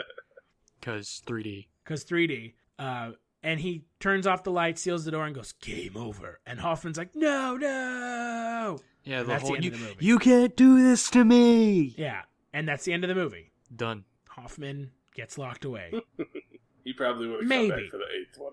Maybe. Well, they're making another Saw movie. They're working on it already? They're in talks to make a Saw movie in the next like 2 years. Wow. Okay. Whether it's a reboot or a sequel has not been determined yet. They don't bother rebooting something that's something that's only 10 years old, like 14 years old, and just so complex. Yeah. So what did Swan? What did you kind of think of the end of the movie? I mean, I really liked the ending. I mean, I'm like, for real. If they had just not made 7 and released the last 20 minutes as extra content on like a bonus DVD, I would have been all for it. At that point, if they had done that, I would have said that 6 movies at that point, or 6 movies would have been worth owning on DVD, because like this whole franchise has culminated in some of probably the best storytelling we've probably seen on film as far as like a huge franchise, as a multi-movie extravaganza. And it was all tied up excellently and fantastically in the last 20 minutes of 7. It was great. It's been a while since I have felt so satisfied watching the finale to a franchise, to be honest, because most of the shit that we see from Hollywood is just pandering garbage. Yeah. Yeah, I agree. What about you, John? What do you think of the overall, I guess, series twist? I didn't think about it at all up until this movie, but then as soon as I saw Cary Elwes, I knew what it was. This movie itself is not the best one, or even close, really. And I think releasing the ending as its own chunk of extended footage would have gotten the production company a lot of shit for being, it's essentially DLC for a DVD, except that it costs a full $25-30 for the DVD, Yeah. I think maybe if they had made a better Saw 7, that could have been cool, but I feel like they just went, alright, time to do as much gory, fucked up shit as possible in one movie. And that's exactly what they did. Right, and so it made the 7th movie weaker than the others.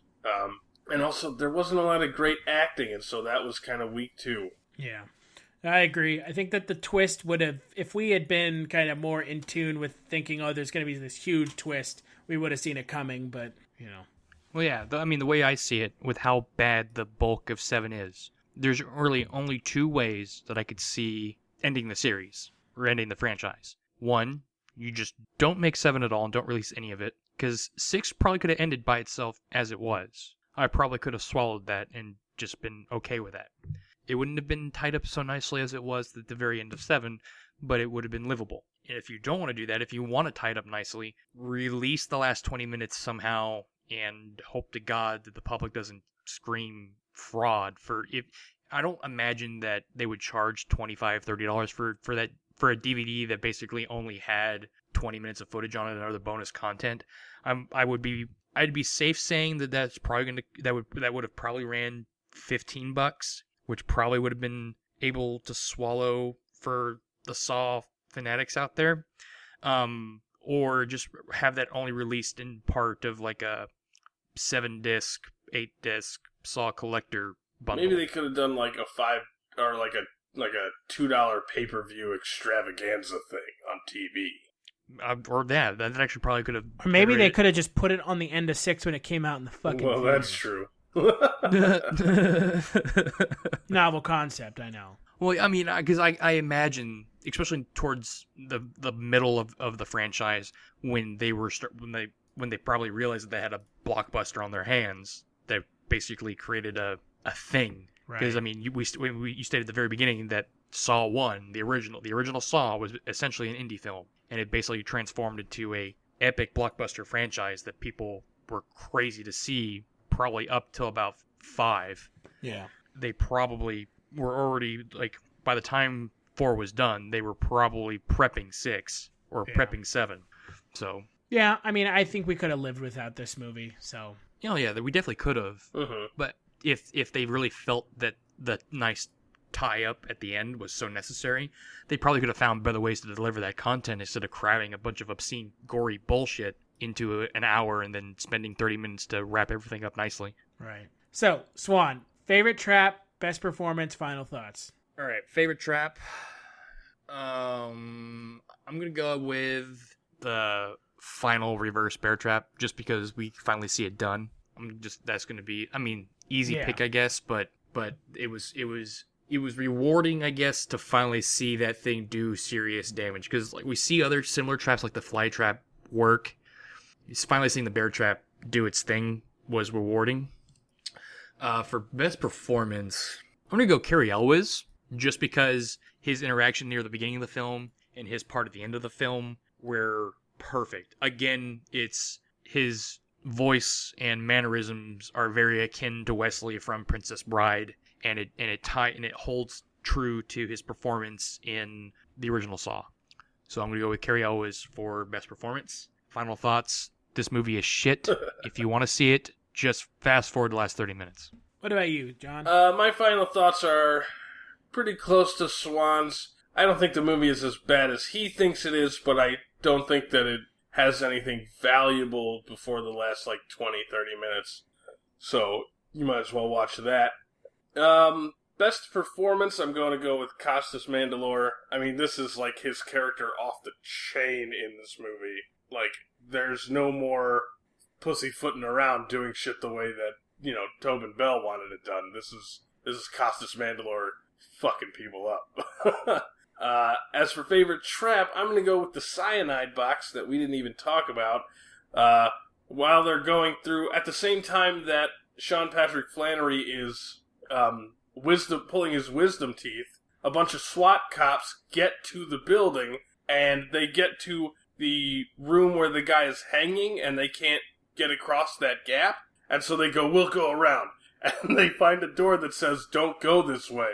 And they just kick the door open and go inside, and nobody fucking braces the door open again. And the wall says, you were warned, and then a bunch of fucking gas pills drop into some water, and the door slams behind them, and all the cops suffocate.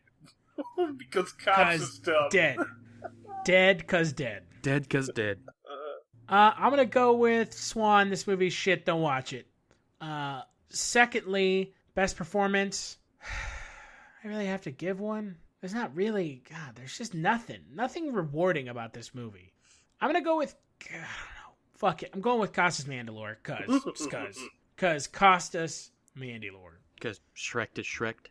Yeah, because he kills everybody but one person. I thought you were just gonna call Tobin Bell because fuck us. Fuck you guys, Tobin Bell. I was thinking that too, John. My favorite trap in this movie is the one we didn't even talk about. It's the dream trap where Jill is strung up and she gets fucking owned by that weird lawnmower on rails. Costas Mandylor puts a razor car on rails and just drives it at her. Yeah, the 3D trap exists for 3D. And she gets split in half. She explodes more or less. Oh yeah. That one. But overall, this movie is turd, and it's a really poor way for the series to go out. I don't think this is the last we've heard of the Saw franchise. I would say that with 99% certainty. Mm-hmm. But as of right now, this is a pretty poor way for the series to go out. Right.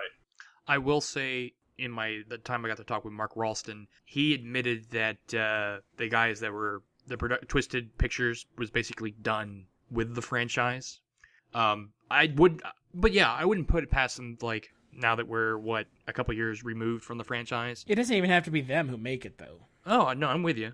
So, but I mean, someone's gonna have to pony up money to buy the rights to that because I believe Twisted Pictures owns it. I have no idea.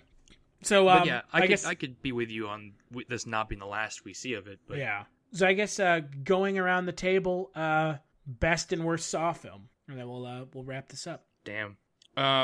Buck. I mean, I'll give mine. How's that? Best Saw 6, worst Saw 7. I'm gonna go best 3rd, worst 7. I'm going to go best is a tie between 6 and 1 because I really can't pick. They're both great for different reasons. Worst, I'm still going to stick with 4 just because I really did not like 4. Is that the one with Riggs, right? Yeah. I mean, I almost gave a shit about Riggs, and Strom is awesome, but the overall storyline and plot and the traps are not great. Yeah. And so I think that's worse. I mean, at least 7 has the gore, whereas 4 doesn't even really have that until the very end when the ice blocks crush Donnie Wahlberg's face. Yeah, that's true. Well, now that we've talked about the Saw franchise, it's something. I enjoyed it. I don't know about you guys. It's an experience. Yeah.